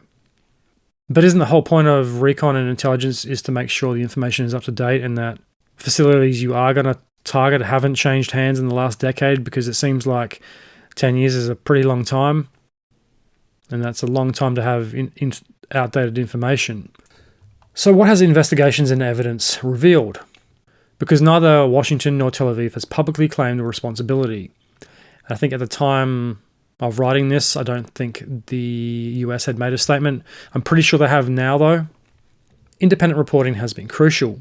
Satellite imagery, videos, and analysis from the investigation teams indicate the school was struck at the same time in the same area where US aircraft and missiles were targeting a nearby IRGC naval base. The New York Times, Washington Post, and BBC have all analysed imagery and compiled evidence suggesting the strike was conducted with precision-guided munitions consistent with US Tomahawk missiles, which are not used by Iranian forces. A Human Rights Watch analysis similarly agrees that the pattern of impacts is consistent with guided munitions and that the school was a distinct structure separate from the adjacent military compound, meaning its destruction cannot be dismissed as incidental or a simple blast radius overlap. Okay, interesting. So it was deliberately targeted. Because I saw the before and after, and it looks like the main building was hit, so they obviously thought that was an IRGC base, otherwise they probably would have bombed the entire area, because it was quite a big school, but the main few buildings are the ones that get targeted. You know, and why would the government come out and say otherwise? Because we all know by now that governments lie. Despite this, both the US, Pentagon, and Israeli defense officials have not publicly confirmed responsibility. The Pentagon has said it is investigating the incident, while some US officials have suggested conflicting narratives about who was responsible. Official responses and controversy. US President Donald Trump publicly suggested at one point that Iran itself might be behind the school bombing, a claim that national and international journalists noted lacked evidence and contradicted available data. Of course he's going to say that. Israel has denied intentionally targeting the school and has emphasized its focus on military installations. US officials, while acknowledging the strike occurred, have so far declined to assign blame publicly and have reiterated the investigations are ongoing. Yeah, no side's going to come out directly and say it. And yeah, look, the Israelis and the US might have been targeting military installations, but that doesn't mean installations are the only ones that are affected. And we all know that old saying, the first casualty of war is innocence. And that innocence is usually civilian. Like I said earlier, you can't have a strike of this size and not expect some civilian casualties. Unfortunately, 160 kids are the ones that paid the price. This was not just a military target. It was a place where children were learning under international humanitarian law. Schools are protected spaces precisely because they are civilian and because children are non-combatants. The fact that hundreds of young girls died in a single incident really does make you question things. It brings up a lot of questions about the morality of the attacks and the legal focus. The school was destroyed. That's a fact that no one can deny. Who did it is still up in the air. From what we've seen of the evidence, it looks like the school was deliberately targeted. Now, whether this was just a case of outdated information and mistaken identity, maybe they thought it was an IRGC base still, but they should have maybe updated that info, because it seems kind of strange that in that specific area, the school is the main focus of the US or Israeli attack. So human rights groups have described the attack as a potential war crime if it can be shown that those responsible should have known the risks to civilians and failed to take sufficient steps to avoid these casualties. Yeah, now I think that is going to be a key part of this. If it can't be shown that the US military or the Israeli military didn't take the responsible steps, like I said before, they should have known, they should have updated that information, because you can't just go dropping bombs and hoping that your information is correct or you're going to hit the targets that you're after. That seems like that will play a huge part in this case. So whether this strike was a tragic mistake, an intelligence failure, or something else, the result is the same. Children killed in a place that should have been safe and far away from any war zone. When the official narrative emphasizes precision and defensive necessity, incidents like this force us to really ask whose safety is being prioritized and at what cost, because the safety of the children at the school wasn't being prioritized. It's 180 kids that don't have a future because of politics, warmongering, greed, and intelligence oversights. Part 3. Iran's response and regional fallout. Now we're going to have a critical look at the Iranian response in this conflict. Within hours of the first strikes, Iran launched counterstrikes, and not surprisingly, against US bases in Iraq and the Gulf region. The first targets hit were Al Assad Air Base in Iraq, US naval assets in the Persian Gulf, and regional air defense sites near Kuwait and Bahrain. Iranian strikes and resulting chaos have expanded the humanitarian toll beyond Iran. 7 soldiers were killed in Kuwait, as well as infrastructure damage. The UAE reported 6 deaths and over 120 injured. Bahrain had multiple injuries and destruction of urban structures. Cities in southern Iran, including Bandar Abbas and Minab, remain under threat from further strikes. International humanitarian organizations warn of a growing refugee crisis as a result. Iran's military strategy. The IRGC and regular forces, they're highly organized, they are fanatically loyal, they have advanced missile capabilities with an extensive drone network, which once again I think is largely contained underground, because so far they haven't really mentioned hitting too many drone sites, I don't think. And that is the other factor in all of this, is the fanaticism of the IRGC and the regular forces. The US aren't fighting a fractured Iraqi army like in the Second Iraq War. You're fighting a highly trained and fanatical military force that's going to die on its feet. It's not going to give up, it's not going to go quietly, and it's going to make you pay for every inch of fucking ground that they try to take. So unlike when Saddam was removed from power, his generals split and basically fractured the military. Someone came over to the Allies and defected. Others went into exile, while the other more fanatical elements started their own insurgent groups and networks to fight back against the US and its allies. The difference here is the IRGC is a united force, and it sounds like their army is as well. They're also better equipped, better trained. They also have home field advantage and the natural geographical fortifications that make up the Iranian landscape. Iran has a lot of mountains that do get pretty cold, as well as deserts, access to the sea, as well as many other diverse types of terrain. In other words, Iran is a natural fortress. It's not just a flat desert like Iraq. And obviously I know Iraq isn't just a flat desert, but you get my point. Territorial knowledge advantage. Iran's terrain, mountains, urban centers, deserts, complicates the US-Israel operation. But maybe Iran's most damaging weapon is its proxy networks. It has proxy network groups in Iraq, Syria, Lebanon, and Yemen, which act as a force multiplier. They can be called upon to launch strikes in any of these regions, as well as come to the aid of the IRGC. Political and diplomatic fallout. The UN Security Council emergency sessions called to address the escalating conflict. Western allies have voiced concern over civilian deaths, especially in the Minab school strike. Regional countries, Saudi Arabia, UAE, Qatar, weigh alignment versus neutrality, considering economic and security implications. Economic and energy consequences. Oil market disruptions in the Strait of Hormuz affect global supply price spikes, which we've just looked at. Petrodollar influence. The US may be seeking to strengthen its dollar reliance on oil trade. And just when you thought the world was going to go green, it relies on black gold again.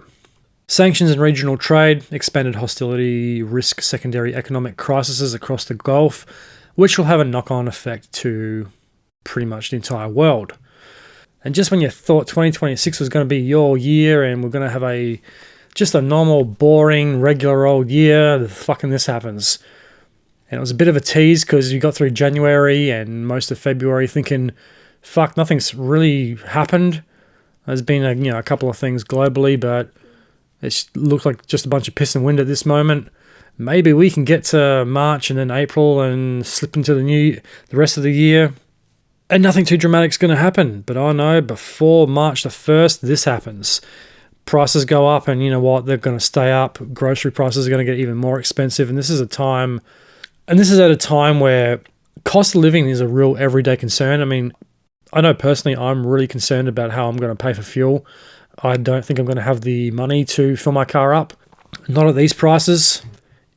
If the choice is filling the car up and eating, I'm obviously going to pick eating. I don't live too far away from shops. I can walk to most places I need. Luckily, where I am, it's like maybe a 20-minute walk one way and a 6-minute walk the other way to the main shops. And I'm in walking distance of the train and the bus, so if I need to travel, that's also an option. But this is not really how I wanted to start 2026, and it's probably not how anyone else wanted to either. My online business is really doing pretty shit, and I hope it doesn't affect the podcast too much, but at the moment, this is the effect this bullshit and the cost of living is having on myself, and I'm probably not the only podcaster out there that's in a similar situation. Escalation risk. Analysts warn that Operation Epic Fuckery could spiral into a multi-year region-wide conflict similar to Iraq and Afghanistan. And I think there's a high risk of that happening. Iran's ability to mobilize regional allies increases potential for indirect confrontations in Syria, Lebanon, and Yemen. The US lack of clear long-term objectives increases uncertainty about war duration and a definitive endgame. That's the other thing too, is the lack of an endgame, because I keep hearing this rhetoric that this is a short-term game, or this is a short-term strike for long-term game, but it doesn't really seem to be any focus at all from anyone in the US government about the long-term objectives. It just seems like we'll just try to bomb them into oblivion and hope that makes the problem go away. If we keep bombing them, then they'll eventually give up, and then we won't have to put boots on the ground and everything's right in the world. But this is not going to happen. If it didn't happen in Iraq, you can't expect the same thing's going to happen in Iran with a absolutely fanatical military. The IRGC are diehard fundamentalists. They are not going to give up. They are going to die for the cause. It's the cause they've believed for over 40 years. They are not going to give up now. And then all these other proxy conflicts that can happen in these countries around Iran, not to mention proxy groups or sleeper cells in the United States or throughout the Western world. This is a different fucking enemy. Saddam's regime never had that reach. It didn't have terror cells or proxy groups spread out around the world. And to have no long-term game is a massive oversight, and it doesn't say much about US strategic planning. If they're just going to willingly get involved in another 20-year, if not longer, war, I think it will be 10 to 20 years before this is over. I saw this clip on Instagram the other day. It was a collage of all the news services all saying the same thing. This is a short-term pain for long-term gain, in reference to the spike in oil prices and justification for attacking Iran in the first place. All these news services said exactly the same thing. Short-term pain for long-term gain, like the whole thing was fucking scripted. I think the conspiracy theorists are right. This is just one big stage. Anything that happens globally just it looks like it is being manipulated. Because you can't tell me that 50 fucking news services all said exactly the same thing. If they're just reporting on the news, how can all of them be saying the same thing over and over again? You can make the argument that maybe half of them would, but some of the more independent ones are supposed to be independent and supposed to be a bit more on the fence. The mainstream ones like Fox and CNN, yeah, okay, cool. They're all basically owned by the same person, the same entities. They get the same script. But for all of them to come on, to go on air and say the same fucking thing, says to me that everything is being set up. Everything is already been planned. I really struggle to understand people who don't believe in conspiracies in this day and age. The unfolding conflict has political implications back in the US. Media narratives, Trump's promises versus reality, and partisan framing. Civilian casualties and public outrage may shift domestic opinion, potentially influencing midterm or presidential agendas.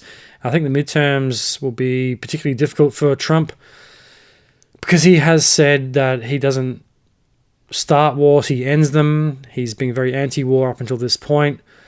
There's already been around 10 US personnel that have died, probably more, and I don't think they're going to be the last. This might sound a bit insensitive, but I think political opinion, especially from the real hardcore patriotic Trump supporters who think what he's doing is a good thing, I think their opinions will change once body bags start coming home. And that is always the real cost of war. It sounds good in theory to get rolled up and we're going to go fucking attack so-and-so and we're going to bring them democracy and fuck the country even more and kill millions of fucking civilians.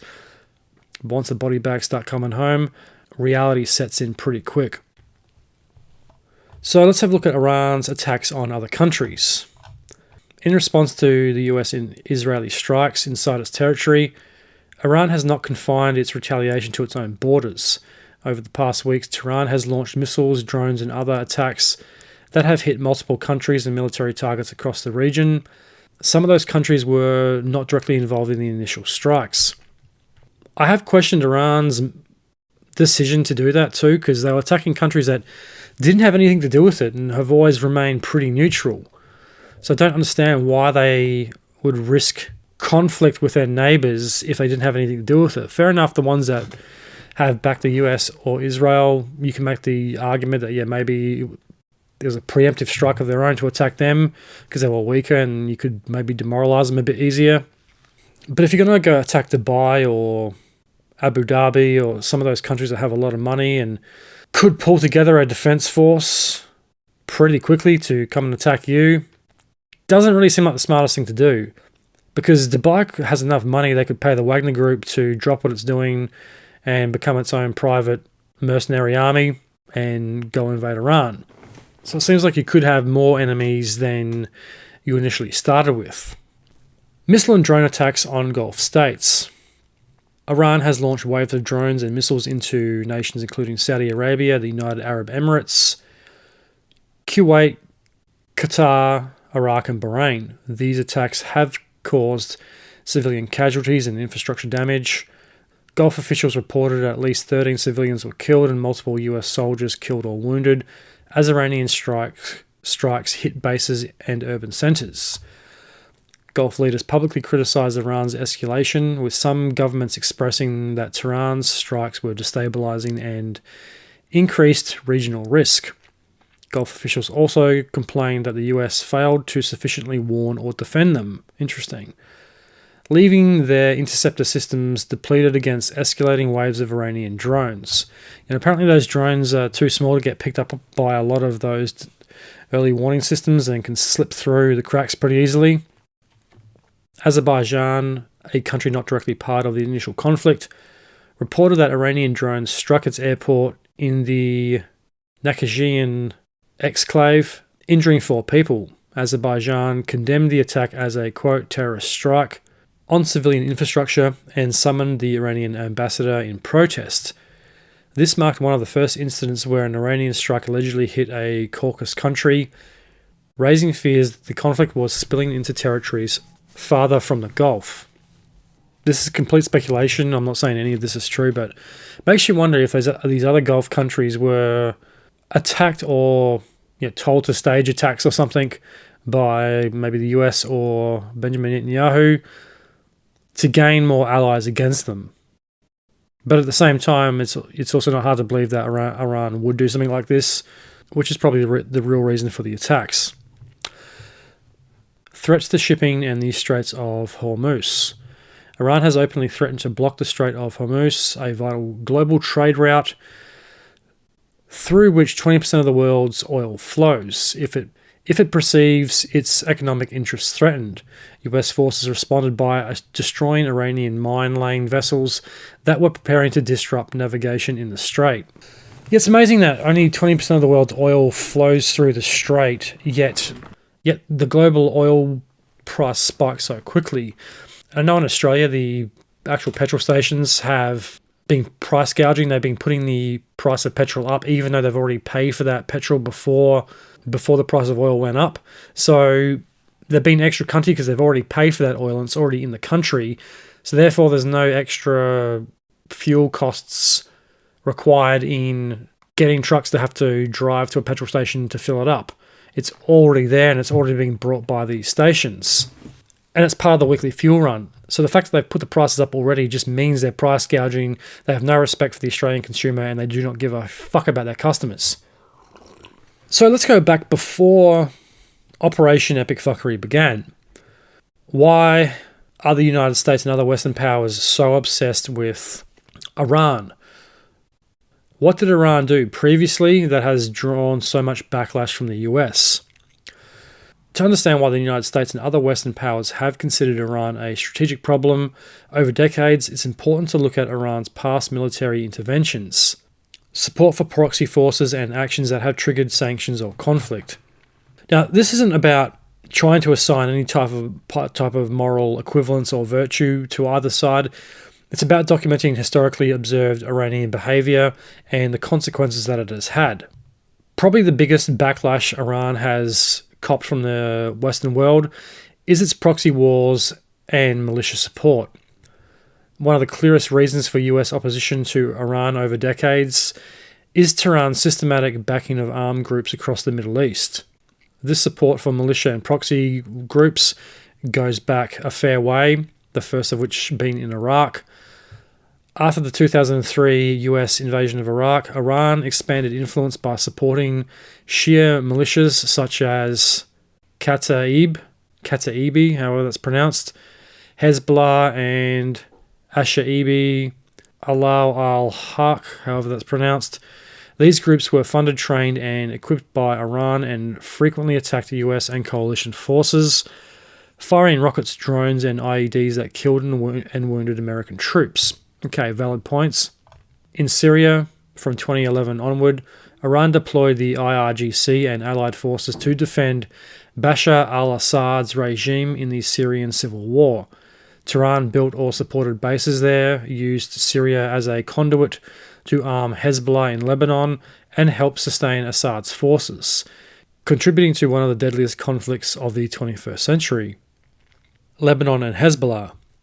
Iran's support for Hezbollah, a powerful Lebanese militia with a large missile arsenal, has made Beirut a frontline against Israel for decades. Hezbollah fought a full-scale war with Israel in 2006, and in recent years has regularly exchanged fire along the border with Israeli forces. Taiwan to Yemen. Iran has consistently supplied Houthi rebels in Yemen with missiles, drones, and other weapons, intensifying the war there and promoting US, Saudi, and coalition strikes against Houthi positions. These proxy relationships have meant that Iran does not just act directly, it empowers groups that pursue violence and confrontation, which the US and allies consider destabilizing and a massive security threat. Direct military operations against US forces. Iran's IRGC has not solely relied on proxies. It has directly attacked US assets on occasion.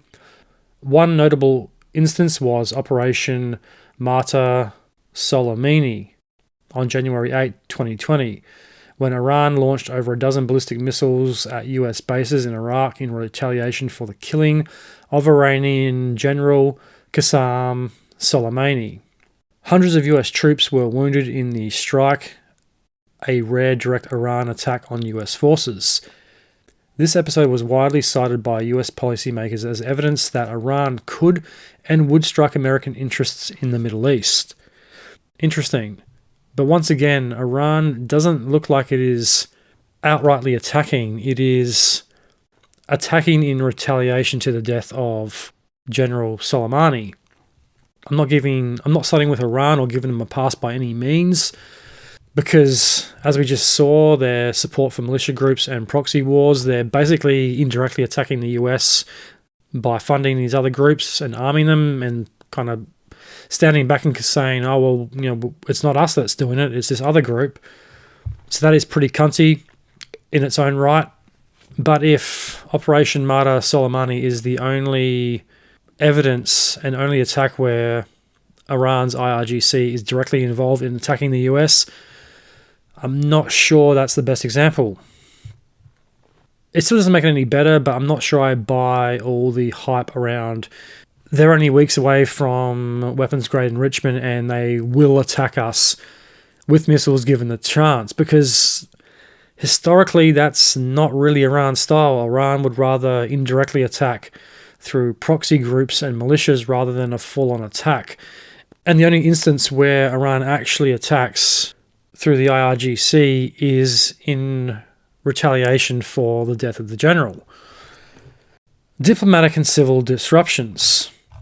Iran has also been involved in politically charged confrontations that drew global backlash.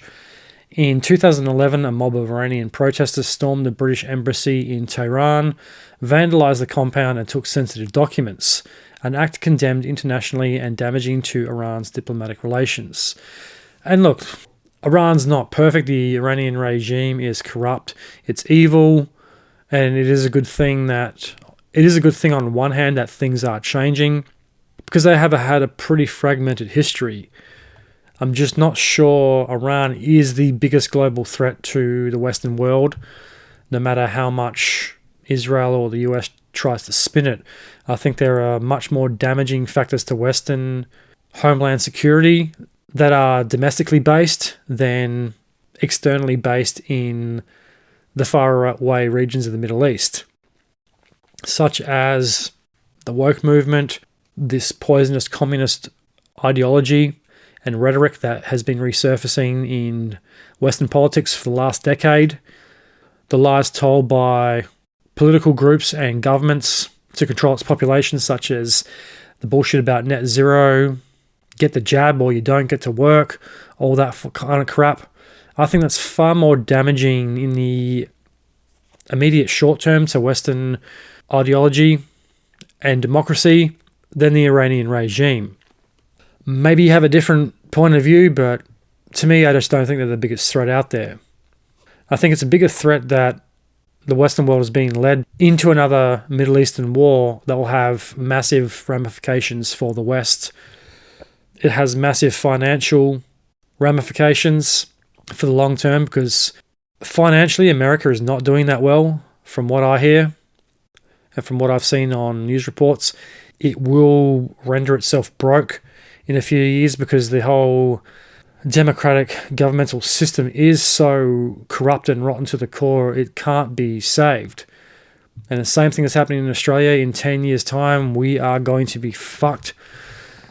Because how do you justify spending $500 million on advertisement for a failed referendum when most families can't afford to fill their cars up anymore, pay the power bill, or put food on their table?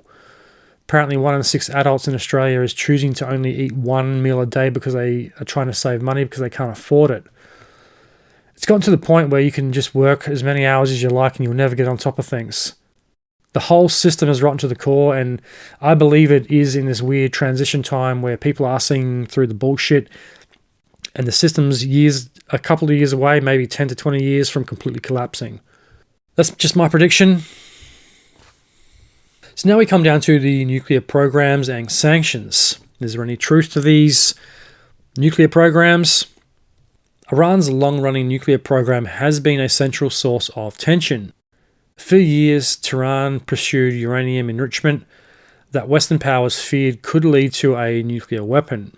Even though Iran insists its program was peaceful, this led to international sanctions, diplomatic crises, and the Joint Comprehensive Plan of Action, also known as the JCPOA agreement in 2015, which the US withdrew from in 2018 under President Trump, causing renewed escalation. Sanctions significantly damaged Iran's economy and were part of Washington's strategy to compel changes in Tehran's regional behavior. So in other words, they're tugging at the purse strings to get Tehran to do what the US wants. Yeah, and look, I don't really believe Iran when they say the program was intended to be peaceful or their uranium enrichment was for civilian use. They would have obviously been looking into a nuclear weapon at some point, whether it was just for self-defense, as I outlined earlier, because all their neighbors seem to have one. Iran's biggest threat, Israel, is nuclear armed, so they're probably viewing Israel as a threat to their existence as much as Israel views Iran as a threat to theirs. So I don't really buy them when they say the program is peaceful. They would have definitely been looking into nuclear weapons. That doesn't mean they're going to use them. It goes back to my analogy about just because a dog has teeth doesn't mean it's going to bite you. So in a way, it is understandable why the US and other governments do view Iran the way they do and why Iran has faced backlash. Iran's government, particularly its Revolutionary Guard and elite Quds force, has spent decades building and supporting armed groups from Iraq to Lebanon to Yemen. These groups have repeatedly clashed with US forces, targeted American bases, and engaged in proxy wars that deepen regional instability. Tehran also stepped directly into Syria's civil war to prop up Bashar al-Assad. They helped arm Hezbollah's missile arsenal and backed militias in Iraq that pursued US and coalition forces. So that history does explain why the US, Israel, and some of the Gulf states view Iran not as a friendly neighbor, but as a strategic adversary and regional threat. So this brings up the big question about the Iranian regime, and that is Iran's human rights abuses. And in recent weeks, this has come to light even more so. Weeks before Operation Epic Fury, there was a massive uprising of the people, I think led by the students or something like that. They clashed with the IRGC, and apparently tens of thousands of protesters were killed in the streets. And the ones that weren't directly killed via skirmishes with the IRGC were either hunted down in hospitals or at home. Thousands were taken into custody with the promises of mass executions for dissidents. And that's where Trump makes his famous "help is on the way" speech. And that's where Trump said help is on the way and people should rise up and overthrow the regime. That's easier said than done because they don't have the guns or the means to do so. So let's have a look at human rights abuses under the Iranian regime. To understand why the Iranian regime is widely condemned, both by Western governments and by many Iranians themselves, we have to look not just at its foreign policy, but how it treats its own citizens. Political repression and suppression of dissent. Iran routinely detains political activists, journalists, human rights defenders, and ordinary citizens for expressing dissent or criticizing the government. Amnesty International and Human Rights Watch have reported hundreds of arrests of journalists and bloggers for peaceful criticism. According to Amnesty's annual reports, Iran holds thousands of political prisoners, including lawyers and academics, targeted for their activism. And that source comes from Amnesty International's annual report on human rights in Iran 24/25. These arrests often occur under vague charges like, quote, acting against national security or propaganda against the state or insulting the supreme leader. Very similar to the way other totalitarian regimes do things. You can't question or insult the supreme leader or the party, and this is exactly the same thing that the Iranian regime has done to its own people. If we remember back to 2022 and 2023, the Women, Life, Freedom movement, this is one of the most significant waves of protests in Iran in recent decades. It came after the death of Mahsa Amini in September 2022, while in morality police custody for allegedly violating Iran's strict dress code for women. Amini's death sparked nationwide protests across dozens of cities. I remember there was a lot of outrage in the Western world too. I think Youngblood mentioned that at one of his concerts about we have to be the voice of those who have been silenced and never to forget Mahsa Amini. I remember that very well. I remember that was on the news all the time. Those protests were pretty violent, and it wasn't something that we were used to seeing from Iran. I remember them going on for quite a while. I started to think, are they going to finally topple this regime and get freedom? But unfortunately, it didn't turn out that way. Security forces responded with lethal force, including live ammunition and mass arrests. Amnesty International estimated at least 476 protesters were killed and tens of thousands arrested. This movement was often summarized by the slogan, "Women, Life and Freedom." It became a symbol of resistance and revealed deep social tensions within Iranian society. And this brings up the other human rights violations in Iran, and that is executions and the death penalty. Iran maintains one of the world's highest execution rates, especially for non-violent or loosely defined charges like drug offences or political crimes. Human Rights Watch and Amnesty have documented hundreds of executions per year, with a significant proportion of drug-related offences. Juvenile executions, executing people who were minors at the time of their alleged crimes, have drawn international condemnation, and rightfully so. Many international rights organisations argue these executions constitute violations of international law when due process is absent or coerced confessions are used. Interesting. And look, I'm going to use Australia as another example. We're not at that level yet. There's obviously people who are suffering way worse than me or other podcasters complaining about violations of free speech. But are we 20 years away from going down a similar path? Are we 10 years away from going down a similar path? Because it starts with what you can and can't say. And in Australia, with the new fear hate speech laws, you can and can't say certain things anymore because that lands you in jail. So if you can't say things and that lands you in jail, Where does it go from there? Because the government, once they've brought a law like this in, they're not going to stop. If they can control the people, they'll bring in more laws to control people. The under 16 social media ban, and now that's turned into a under 18s internet age verification law, where you can't access porn sites unless you prove that you're 18 years old. Most of that is age verification, either pressing yes or no, but you can't view Pornhub in Australia anymore for anyone.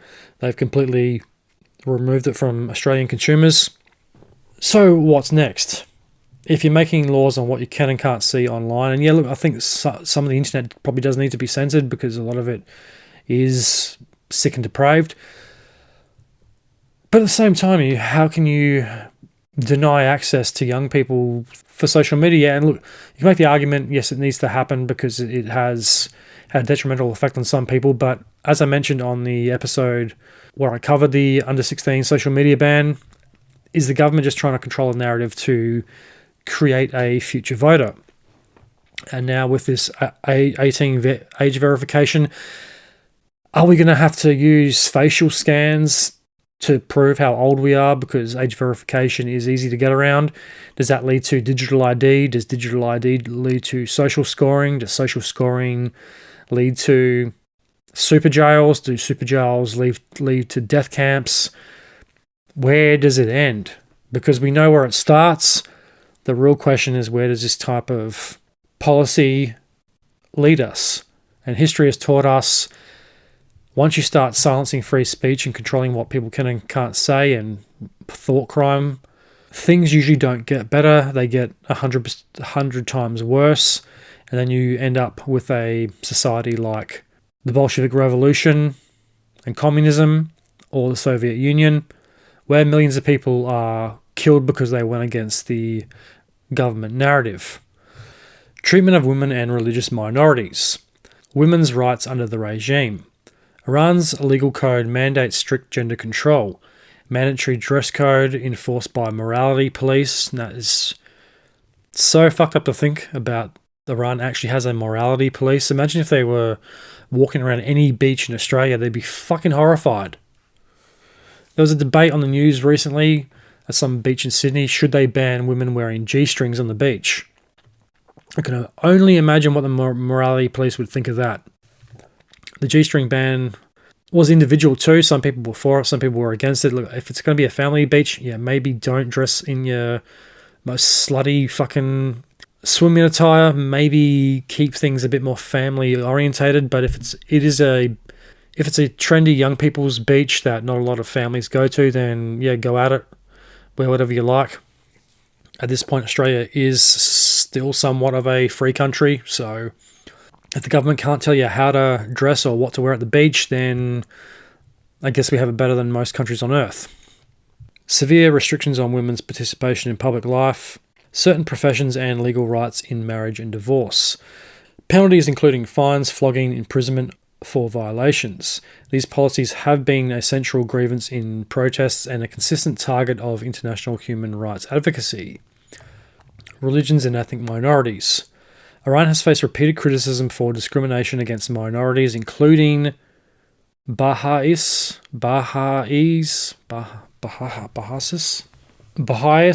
systematically denied education and employment, often imprisoned simply for religious affiliation. And I'm not actually sure what religion Baha'is is.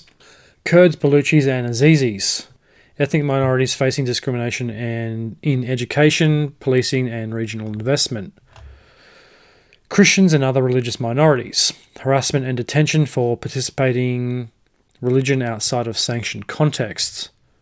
The United Nations Human Rights Council has repeatedly issued statements condemning Iran's human rights record, specifically noting use of excessive force against protesters, arbitrary detentions, lack of fair trial, suppression of freedom of expression. I think Australia should get a strike for suppression of freedom of expression. In some sessions, UN experts described Iran's actions as systematic violations of international human rights law. This is important to the context of the war because the US and Western governments cite human rights concerns and policy towards Iran. Some Iranians Some Iranians themselves deeply oppose the Islamic Republic's policies and its governance.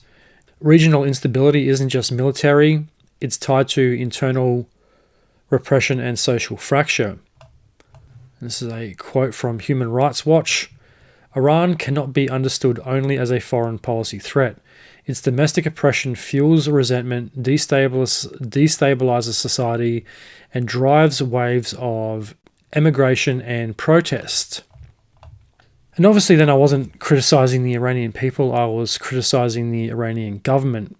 I hope the Iranian people can find freedom and can turn the country around, and they can implement a government that is for the people and brings them some form of democracy.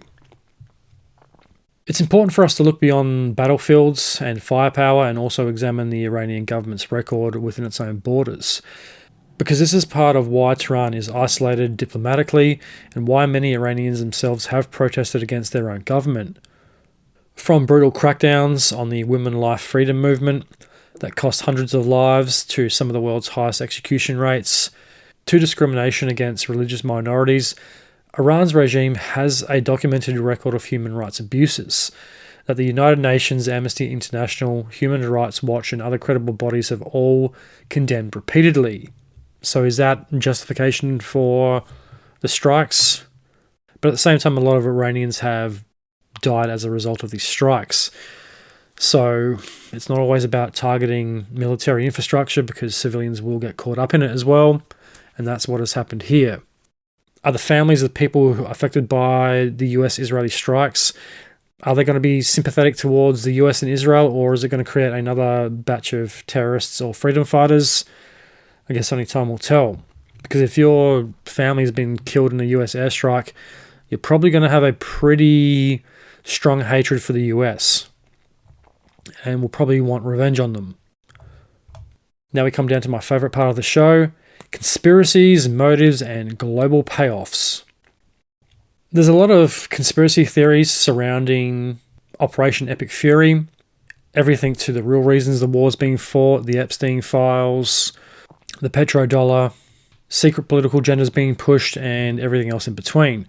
We're going to have an in-depth look at some of the conspiracy theories behind Operation Epic Fury. The Epstein files, Trump and the war theory.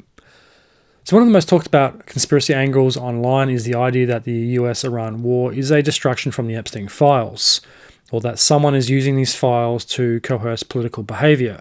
And this one I have heard quite a bit of recently, but is there any truth to it? It does seem very coincidental that the Epstein files are released and then a couple of weeks later another Middle Eastern war breaks out.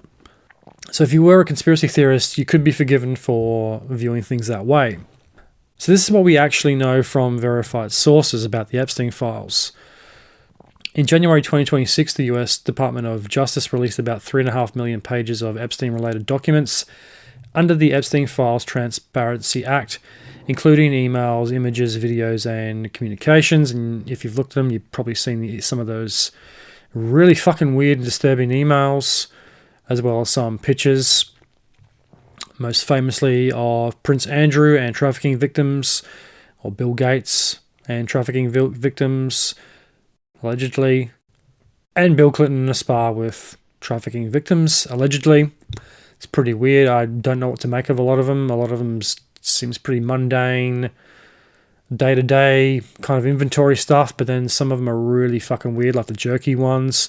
You think, what the fuck are they talking about? I hope that's not what I think it is, because I hear so many different things about them, and I've seen a couple of alleged Epstein files. You see them on social media, places like that, where the text has been modified or photoshopped.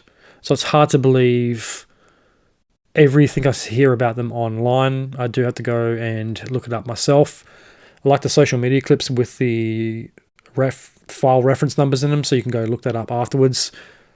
The ones that just show a clip, unless it looks really authentic or it is from a verified source, it can be a bit hard to take at face value. So the files included mentions of Donald Trump and Melania Trump, including Trump being listed as a passenger on Epstein's private jet at least 8 times in the 1990s. But the Department of Justice and White House have stated that many claims in these files may be unverified or false, and some allegations have been dismissed by officials. The DOJ itself has said the files may include fake or falsely submitted images, videos, or documents, and that some claims about Trump are unverified. But why would the DOJ release things they knew or are claiming haven't been authenticated? These files have been around for a fucking long time. Why haven't they been authenticated? It shouldn't be that hard to authenticate a fucking email or an image in this day and age. Why is it released if it's not authenticated? And then that brings up the other question is, why would unauthenticated or fake photos or emails or context be in the Epstein files in the first place? Unless the Epstein files themselves are completely fabricated or fictionalized and it's all just one big giant lie to keep us distracted from asking too many questions of these defense contractors or lobbying groups and the real reasons why people get into war. But I think that in itself would be a little far-fetched. So is that just claims about Trump, or does that relate to anybody? Him being a president and a very controversial figure, he has a lot of enemies, so there's more political motivations to try to discredit him because a lot of people still want him out of office. So I can see how Trump would be targeted with fake images or videos or documents. I have seen one picture of him. It was a fake image. He's got his hand on this young girl's shoulder. She's an African-American girl, but the real photo is him and his daughter Ivanka, and this other girl has been photoshopped in it to try to make him look suspicious or like he was up to no good, but it was all bullshit because I had seen that photo from years ago. And look, Trump obviously knew Epstein. Billionaires hang out with billionaires, right? He probably brought property off of him. Epstein went to Mar-a-Lago. He probably did travel on his plane, but that doesn't mean anything nefarious happened. And it said he traveled on his private jet at least 8 times because Trump would have had his own private jet. And from what I've seen in the emails so far, Trump travels to New York, to Florida, to his Mar-a-Lago estate. And there's no mention of him actually going to the island. And look, maybe the island was just a way to try to get people into situations where they could be blackmailed later on. And it seems pretty likely that was what was going on. I don't think anything too sus happened on the plane ride, though. And look, both of them lived in New York, then they also had houses in Florida, so it does make sense that both of them would travel back and forth. But it was also Trump that had Epstein arrested, and let's not forget that, because it was his testimony to the FBI that had him put away. No other billionaire or person in position of power did that, so Trump does get a gold star from me for that. I haven't read all the Epstein files related to him, I don't have time, but there might be something nefarious in there relating to Trump. I don't know. I haven't really seen it. And as the DOJ says, it has so far been unverified. I don't know. I don't think Trump's 100% squeaky clean either. But so far there has been no verified evidence that the Epstein files contain photos or confirmed criminal conduct by Trump involving minors. I heard last week that there was a whole new bunch of files coming out with pictures and stuff of Trump and minors, but haven't heard anything about it, so I'll take that one as absolute bullshit. Multiple news outlets have highlighted that many of the sensational items in the files are uncorroborated or questionable. It's very interesting and coincidental there's no files from 1999 to about 2001, around the years of 9/11, and that Ghislaine Maxwell is on the 9/11 commission panel, which is also really weird. Why the fuck would a socialite be on a investigative panel? Seems a bit weird to me. And there's that email, which I have actually seen, so I can verify this. There's an email from Ghislaine Maxwell saying, "Where is the real pilot?" And that brings up about 1 million fucking questions. Sounds like she knew it was an inside job or had something to do with it. It'd be very interesting to see what's in those files. So there is no validated public evidence that the 2026 Iran conflict is linked to Epstein materials. That there exists confirmed photos of Trump with minors from the Epstein collection. The files contain proven blackmail material being used to manipulate a sitting president. Yeah, that's the one thing that hasn't really come up too much in the Epstein files is if he is blackmailing people, he doesn't seem to be using the blackmail or using it publicly, or maybe years behind the scenes. And why would you use it? Why would you blackmail someone when it can be so easily traced on email? In the weeks after the conflict began, Iran-affiliated media shared animated videos claiming Trump started the war to distract from the Epstein files, depicting Trump and Netanyahu watching those files before initiating strikes. If you've seen that, it's pretty funny. It's like these Lego figures and Bibi's controlling Trump, and he gives him the file with all the pictures of him on the island, and then they launch the attack on Iran. This narrative is popular online and in some propaganda content, but it is not supported by verified evidence. It's part of a social media speculation or state-aligned messaging rather than documented fact. So some narratives circulating online claim the US attack on Iran was timed to counteract growing public interest in the Epstein files. While I can believe a government could do that, I'm just not sure the US government would. I think there's probably easier and cheaper ways to distract the public.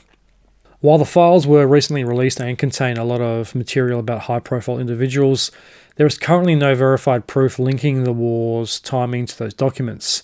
What is clear is that these theories have spread widely on platforms like X, Reddit, feeding broader distrust for political motives. Petrodollar and the US dollar strategic value. Another common line of analysis, more economic than conspiratorial, is that control of oil markets and the petrodollar system helps maintain US economic dominance. This isn't fringe theory, it is documented economics. The Strait of Hormuz, a narrow sea passage near Iran, carries roughly 20% of global seaborne oil trade, making it a crucial choke point for global energy. The global oil trade is largely priced in US dollars, often referred to as the petrodollar system, underpinning global demand for dollars and contributing to US financial strength. This is widely discussed in economic analysis, though it's not typically found in the mainstream war coverage itself. In social discourse, this is sometimes framed as, quote, war in the Middle East isn't just about security. It's about economic power and preserving the dollar's global role. That argument has economic basis, but claiming it's the sole motive for the war is just speculation. I think the petrodollar argument is probably the most realistic if the US was to go to war, because they've had chances to intervene with human rights to some degree. But I think Benjamin Netanyahu putting pressure on Trump and the petrodollar are probably the most likely scenarios to get the US into another Middle Eastern war, even if it is against their best interests, because it seems like the Washington system is so corrupt and so poisonous, there is no way to really right the ship at this point. It seems inevitable that the global economy is going to hit an iceberg at some point in the near future, and this whole old power system is going to collapse. War profiteering. Who stands to gain financially from a war with Iran? I don't think this one's too far-fetched either.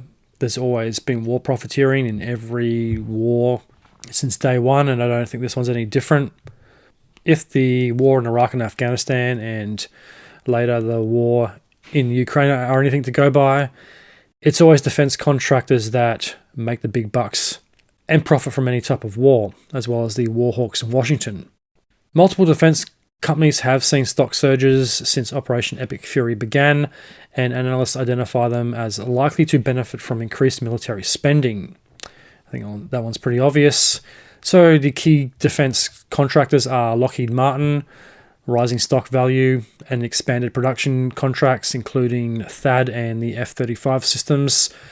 RTX, formerly Raytheon, supplier of Tomahawk missiles and Patriot systems used in the conflict. I bet you they're making an absolute killing. Northrop Grumman, General Dynamics, and L3 Harris, benefiting from demand for drones, stealth tech, and naval systems.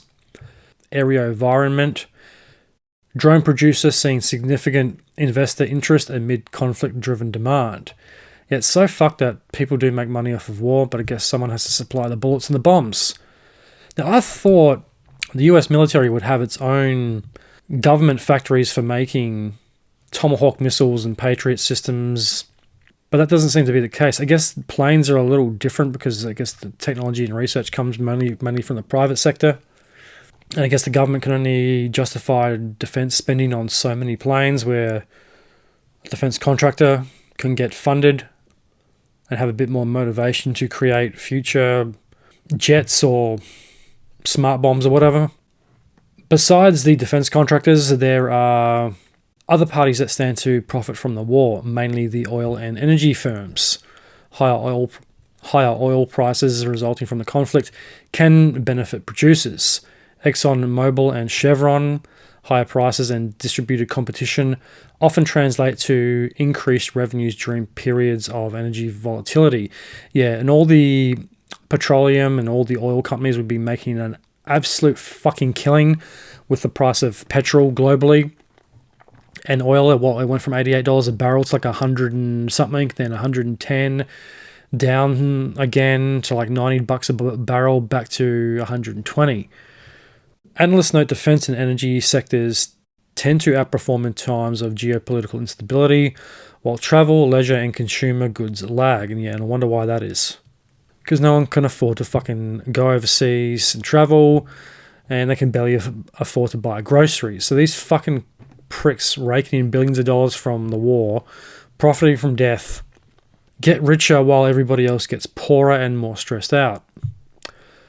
So whether or not you buy into political motives, the financial picture is pretty clear. Major defense contractors and energy corporations stand to earn billions if this conflict drags on.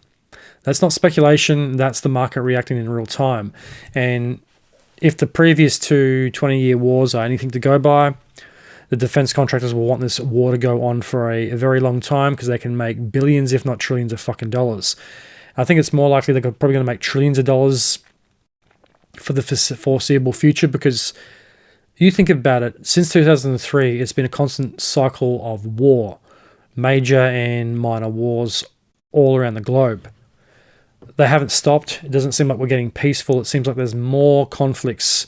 It seems like there's more conflicts now than at any other point in human history. And that's sad. We're not really learning the lessons. I think we're doomed to wipe ourselves out at this point. Greed outweighs logic, unfortunately. And if you're an oil company or a defense contractor, you're not going to want this war to end, no matter how many people get killed, because you can make billions more in extra profit, more so than you were projected to make this year. And that means next year's projected forecast needs to be more than this year, so that means you need the war to continue, or you need to create another war. Lobby groups and politicians with pro-war positions. While real evidence of direct quid pro quo is rare, several political actors and interest groups have publicly supported aggressive policies towards Iran. Some Republican lawmakers and defense hawks, who traditionally support strong military postures in the Middle East, pro-defense PACs, PACs, and think tanks that advocate for increased military spending and hardline foreign policy, such as groups aligned with defense industry interests. A specific name often mentioned by political watchers is former or outside figures like Eric Prince, who has ties to Republican politics and defense contracting, though his direct influence on 2026 policy is not established. Beyond the Epstein and petrodollar narratives, there are other widely shared theories, some of which are rooted more in rhetoric than evidence, one of which is the US strategy versus China. Some commentators argue the US presence in the Middle East is about distracting from or reallocating forces from competition with China, though this intersects more with geopolitical strategy than covert motive. That one's interesting, because a majority of the Iranian oil was brought by China, I'm pretty sure, and that supply has been essentially cut. Does that mean China has to do a deal with America to buy their oil, or the Iranian oil that the US and Israel will probably now control? Or does it mean it just offers them a bigger headache and they have to find another supplier of oil, which they might hope delays China's military ambitions in somewhere like Taiwan or homeland production? Who knows? And it's so hard to tell with situations like this. Like, any of these theories could be true, and any one of them could be false. Is it as simple as following Benjamin Netanyahu into another war, or is it about controlling oil prices, pressure from defense lobbying groups to have another war so they can make more money? Who the fuck knows? Another common online trope is that Epstein's connections are being used as leverage over political leaders to force certain actions, including war decisions. There is no verified evidence supporting that any world leader is conducting war because they've been compromised by Epstein material. That narrative is speculative and rooted in distrust. At the same time, given what we know about the Epstein files, and I just said that just because Trump is in them doesn't mean he did anything nefarious, and that is true. Other high-ranking political figures are compromised, and we do know that. This one makes a lot of sense to me because it seems whenever Benjamin Netanyahu visits the White House, he usually walks away with something, whether that be American weapons or financing or support in another war. And one of the big theories about Epstein is that he was working for Mossad, Israeli intelligence. If he was a Mossad agent and he compromised American political figures, especially high-ranking ones like presidents and policymakers, it would be very easy for Benjamin Netanyahu to manipulate those leaders into doing his bidding. Give me weapons or financing, or I'm going to release the videos of you and underage girls. I mean, it doesn't seem like Prince Andrew was that hard to manipulate, or Bill Gates, or Bill Clinton. So I seriously doubt that these people with such loose morals are that hard to compromise in the first place. But at the same time, is there any evidence of this? No. Would there be any publicly known evidence of this? Most likely not. So who knows? Another conspiracy theory that I've been hearing a lot of lately is Iran is one of the few countries not on the Rothschild banking system. And if you look at the countries that have been invaded by the US in the last 20 years, apparently most of them, or if not all of them, weren't on the Rothschild banking system. So I had to ask chat about this one. One conspiracy claim you asked about is the idea that Iran is one of the few countries not tied to a Rothschild-controlled bank. This idea falls into a class of broad banking conspiracy theories that circulate online in reality. Major global financial networks, including institutions in Europe, the Middle East, and Asia, interact with a wide range of banks and financial systems. The Rothschilds family historically was influential in European banking in the 18th and 19th centuries, but claims that they control global finance today are not substantiated by economic research or credible financial history. Interesting. And it's not just the Rothschilds either. I've heard several theories about financial elites or families that control economic institutions and influence wars. The Rothschilds are the most notable name that gets brought up, but at the same time, the evidence for a modern centralized control by a single family group doesn't stand up historically or under economic analysis. Could be true, who knows? And how would anyone really know if you own the bank that own the bank that own the bank? You can pretty much control the flow of information. To sum up the conspiracy perspective, there are three different categories of conspiracy. Ones that are grounded in reality. The Epstein files exist and contain a lot of material, but no proven linkage to war decisions that we know of yet. Defense contractors and energy companies do benefit financially from wars, and that is fact and provable. Economic strategy factors, petrodollar, and control over strategic energy routes are debated economic factors. They're not secret agendas. So those two are quite well known.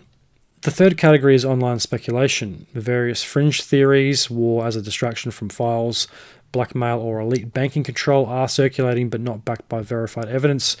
And who's to say there isn't more evidence that will come to light in the future, but how would you ever know?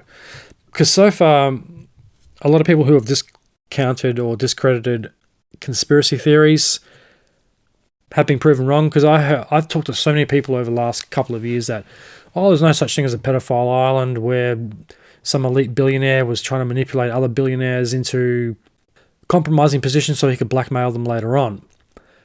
I heard about Epstein like fucking 10 to 15 years ago. I remember hearing a story about him on the news. I used to work really early, so I used to catch the end of the American news. I remember this story about a billionaire being brought in to court, and I don't know if he was charged, but he was brought to court for harassing or inappropriate action with a minor. I think that was when Trump had the cops called on him at Mar-a-Lago when he was getting really inappropriate with the daughter of one of the housekeepers. And I thought, oh, okay, that sounds a little sus. And then his property was searched or something like that, and then didn't think too much of it. A couple of years later, there was a follow-up, and then he had been charged, and that's when his house was raided and the hard drives and shit were gone, and this whole story about him started to become clearer. And that was 2008 he was charged, so this would have probably been 2000 and fucking something, I can't remember. It came up again, and then he was obviously charged, and he went to jail in 2019, 2020, whenever that was. And I remember people telling me, oh, that's bullshit, that could never happen, and it did. So if that happened, how many other conspiracies are right on the money? How many conspiracy theories are actually conspiracy realities now? Because Alex Jones, as I've said many times before, is right again. He's been right about so many fucking things. He's right more times than he is wrong. So if he's right about that, and the baby factories which they found in Africa and places like that, one of those weird doctors that was a friend of Oprah, she had him on the show. He had a fucking baby farm in Brazil somewhere. He was on her show. She promoted him and his book. And he's just been recently arrested and sent to life in jail in Brazil for possessing child abuse material and operating a baby farm. When you start to think about it, it's even more horrifying, because if that's true, what else could be true? Reptilians, secret bases on the moon, hollow earth, who the fuck knows? The bar for conspiracies has just been raised, and I don't think anyone can really rule out a conspiracy theory anymore. Given that one of the big modern ones has been proven to be true, it's completely fucked. There is speculation online that the war was timed to distract from the Epstein files.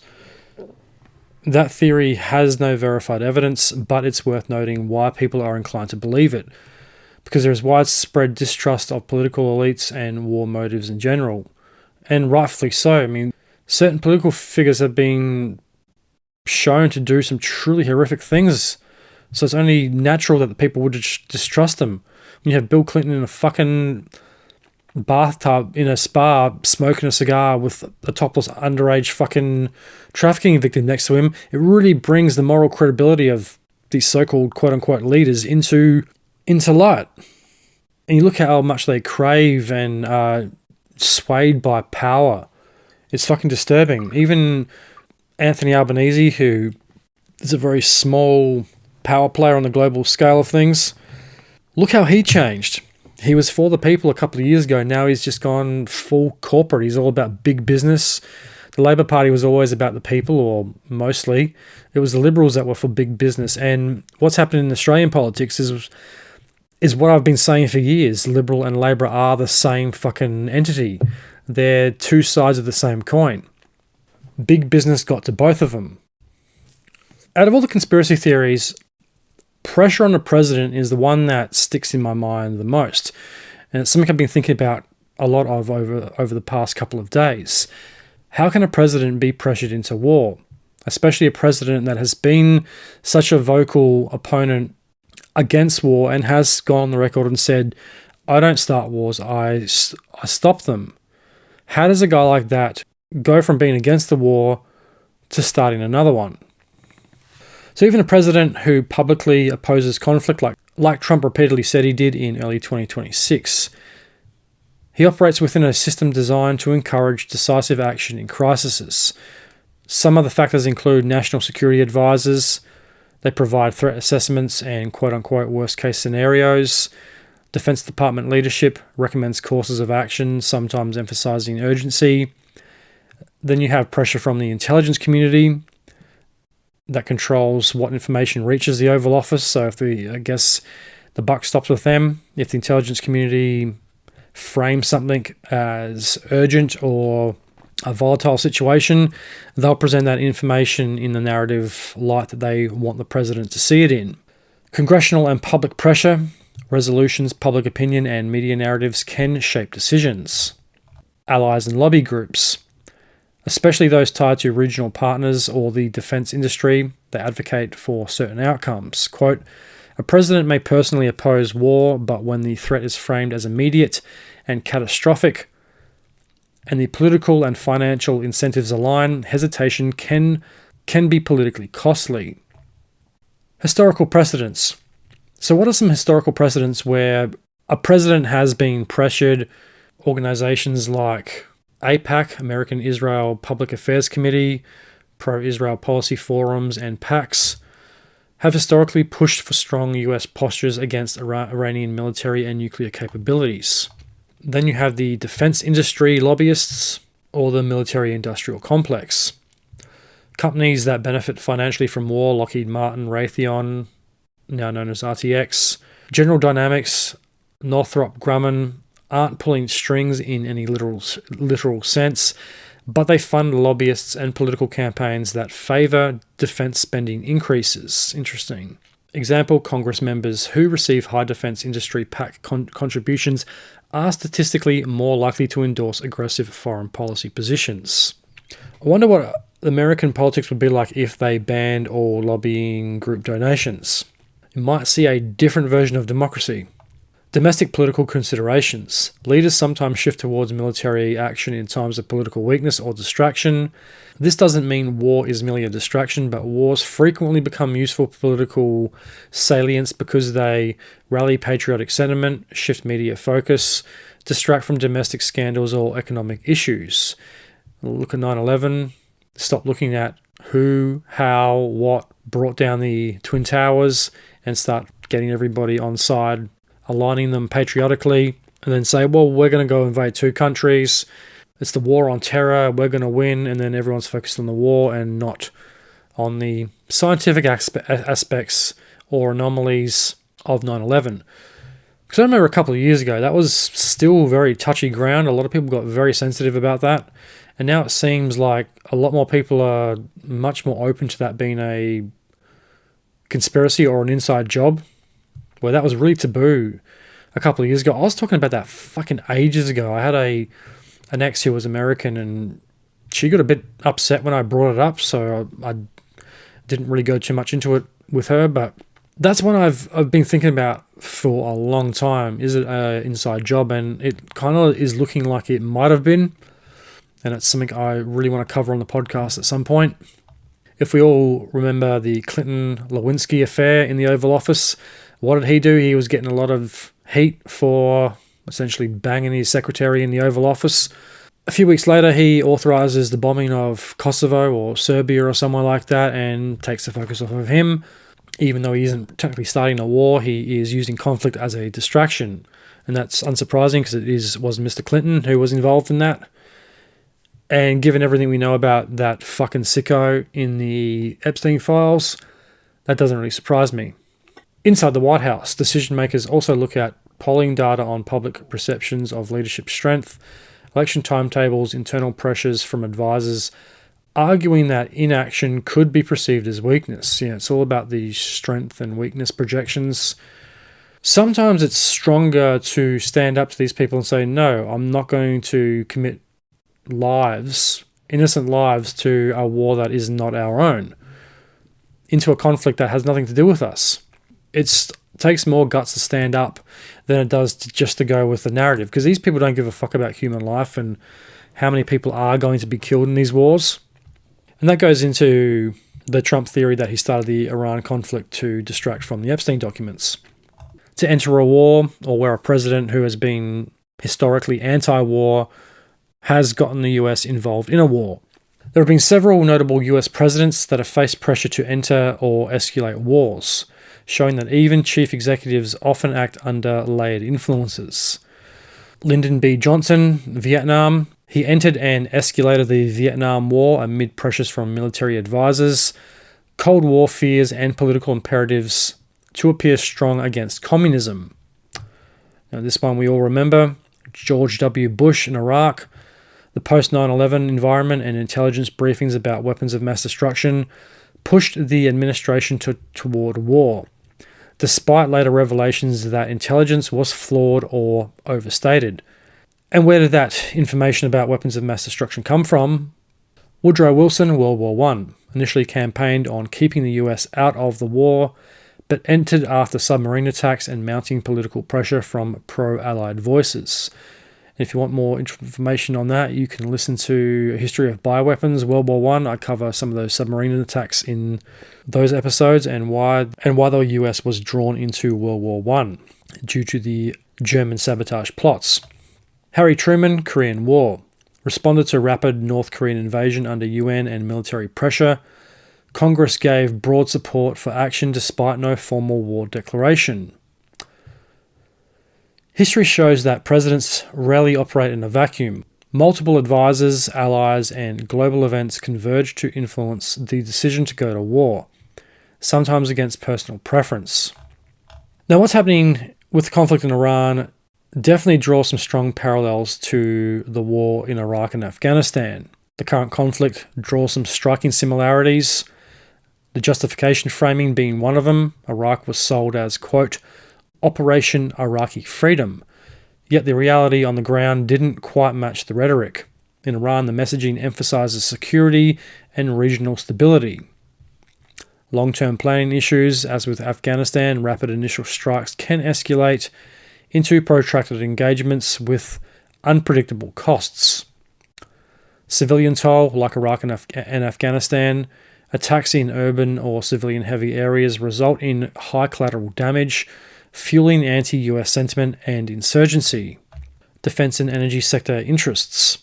Just as defense contractors profited from Iraq and Afghanistan, the same companies stand to gain in Iran-related spending. The patterns are familiar: initial strikes framed as precise, decisive, and justified, prolonged uncertainty, and a global ripple effect affecting allies, markets, and public perception. So what are some of the global connections and consequences tied to the Iranian war? Russia, China, and global geopolitical connections.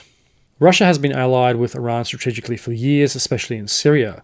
Moscow and Tehran are part of a counterbalance bloc to US influence in the Middle East. Russia profits from instability because it weakens Western leverage and strengthens Russia's own role as a power broker. And in the last week, the US have said that Russia has been assisting Iran in its drone strikes by giving it information on US bases or information about the surrounding areas or something like that, which is no surprise because Russia and Iran have been friendly for a long time. Russia gets a lot of its drones from Iran. China has increasingly become Iran's economic partner. China-Iran oil deals. China agrees to long-term oil purchases in exchange for infrastructure and investment. China opposes Western sanctions and has repeatedly stated that Middle East conflicts should be resolved diplomatically. Beijing has strategic interest in energy security, the Belt and Road Initiative, the BRI, which I've mentioned on my show before, and balancing US influence in Asia and in the Middle East. Global economic and strategic consequences. A conflict involving major Middle Eastern powers affects oil prices and global energy markets, especially via the Strait of Hormuz, especially if the petrodollar system is disrupted. Alliances and defense pacts pulling NATO, GCC, Gulf Cooperation Council, and Asian partners into positioning. This is why European powers consistently call for diplomacy. China urges negotiation channels. Russia positions itself as an alternative mediator to the United States. So this isn't just a US-Iran war, this is a conflict with global economic and strategic implications, involving competing interests from Russia, China, Europe, and regional blocs. China opposes sanctions, Russia supports Iranian allies, global energy markets are threatened, there are documented strategic interests. So that one's no surprise either, as well as the risk to travel to the Middle East and further escalating geopolitical tensions among its neighbours, and the very high likelihood of the war spreading outside of Iran's borders, which it's already doing. There's conflicts in Afghanistan with the Taliban and Pakistan. They're going at it. So there's conflicts that are not quite connected to Iran, but close enough. If all these small conflicts converge, they could turn into a massive region-wide Middle Eastern and Central Asian war, pretty much. And the conflict is not isolated. What happens in Iran touches many markets, military planning, and alliances worldwide. And this is a reminder that modern wars are rarely confined to local borders. Could this have the potential to start World War III? I think World War III has already begun. It's just not going to be the typical world war we like to think of, like World War I and II were. I think this is a asymmetric world war model. Ukraine and Russia are fighting, but nearly the entire planet is giving either Russia or Ukraine support, whether it be money, fuel, coal, munitions, or military equipment. That is a asymmetrical global war. You're indirectly participating in a war by not putting boots on the ground as in the old conventional sense. There still is external and global participation by other nations, even if they're not directly involved in the day-to-day fighting. And I think this is probably going to be a similar situation here. So how many people have been a casualty of Operation Epic Fury so far? So at time of recording, this is an up-to-date running tally of casualties from Operation Epic Fury. Iran and areas under US-Israeli strikes, total killed reported in Iran from state and independent sources, 1,200 to 1,845 people, including both civilians and combatants. Independent tracking by human rights group Hengway estimates 4,300 killed in the first 10 days, with around 390 civilians and the rest likely military combatants. The Minab school strike alone, 168 to 180 killed, mainly schoolgirls and children. Iranian retaliation and regional spillover. Kuwait, 7 soldiers killed in Iranian retaliatory strikes. The United States, US service members' deaths, 7 to 8 confirmed killed in conflicts since the 28th of February. US troops wounded, around 140 to 150, mostly minor injuries with some serious cases. Israel reported casualties from Iranian missiles, including civilians and soldiers, at least 13 killed with additional injuries reported. In Lebanon, airstrikes and conflict spillover have been reported to kill hundreds of people in Lebanon, with estimates around 300 to 500 killed. Figures vary. So what do you think? Is this another war for oil? I don't think the answer, like everything that seems to happen now, has an easy or direct answer. And that brings us to the end of part 1. I'd like to turn this into a multi-part series where I really go in depth into the background of the Iranian conflict. I'm not sure when they're going to be released. I've got so much on my plate at the moment. It seems like I can't edit podcasts fast enough. I've got so many backed up.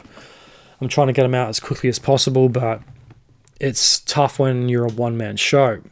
Part 2 should be out in the near future.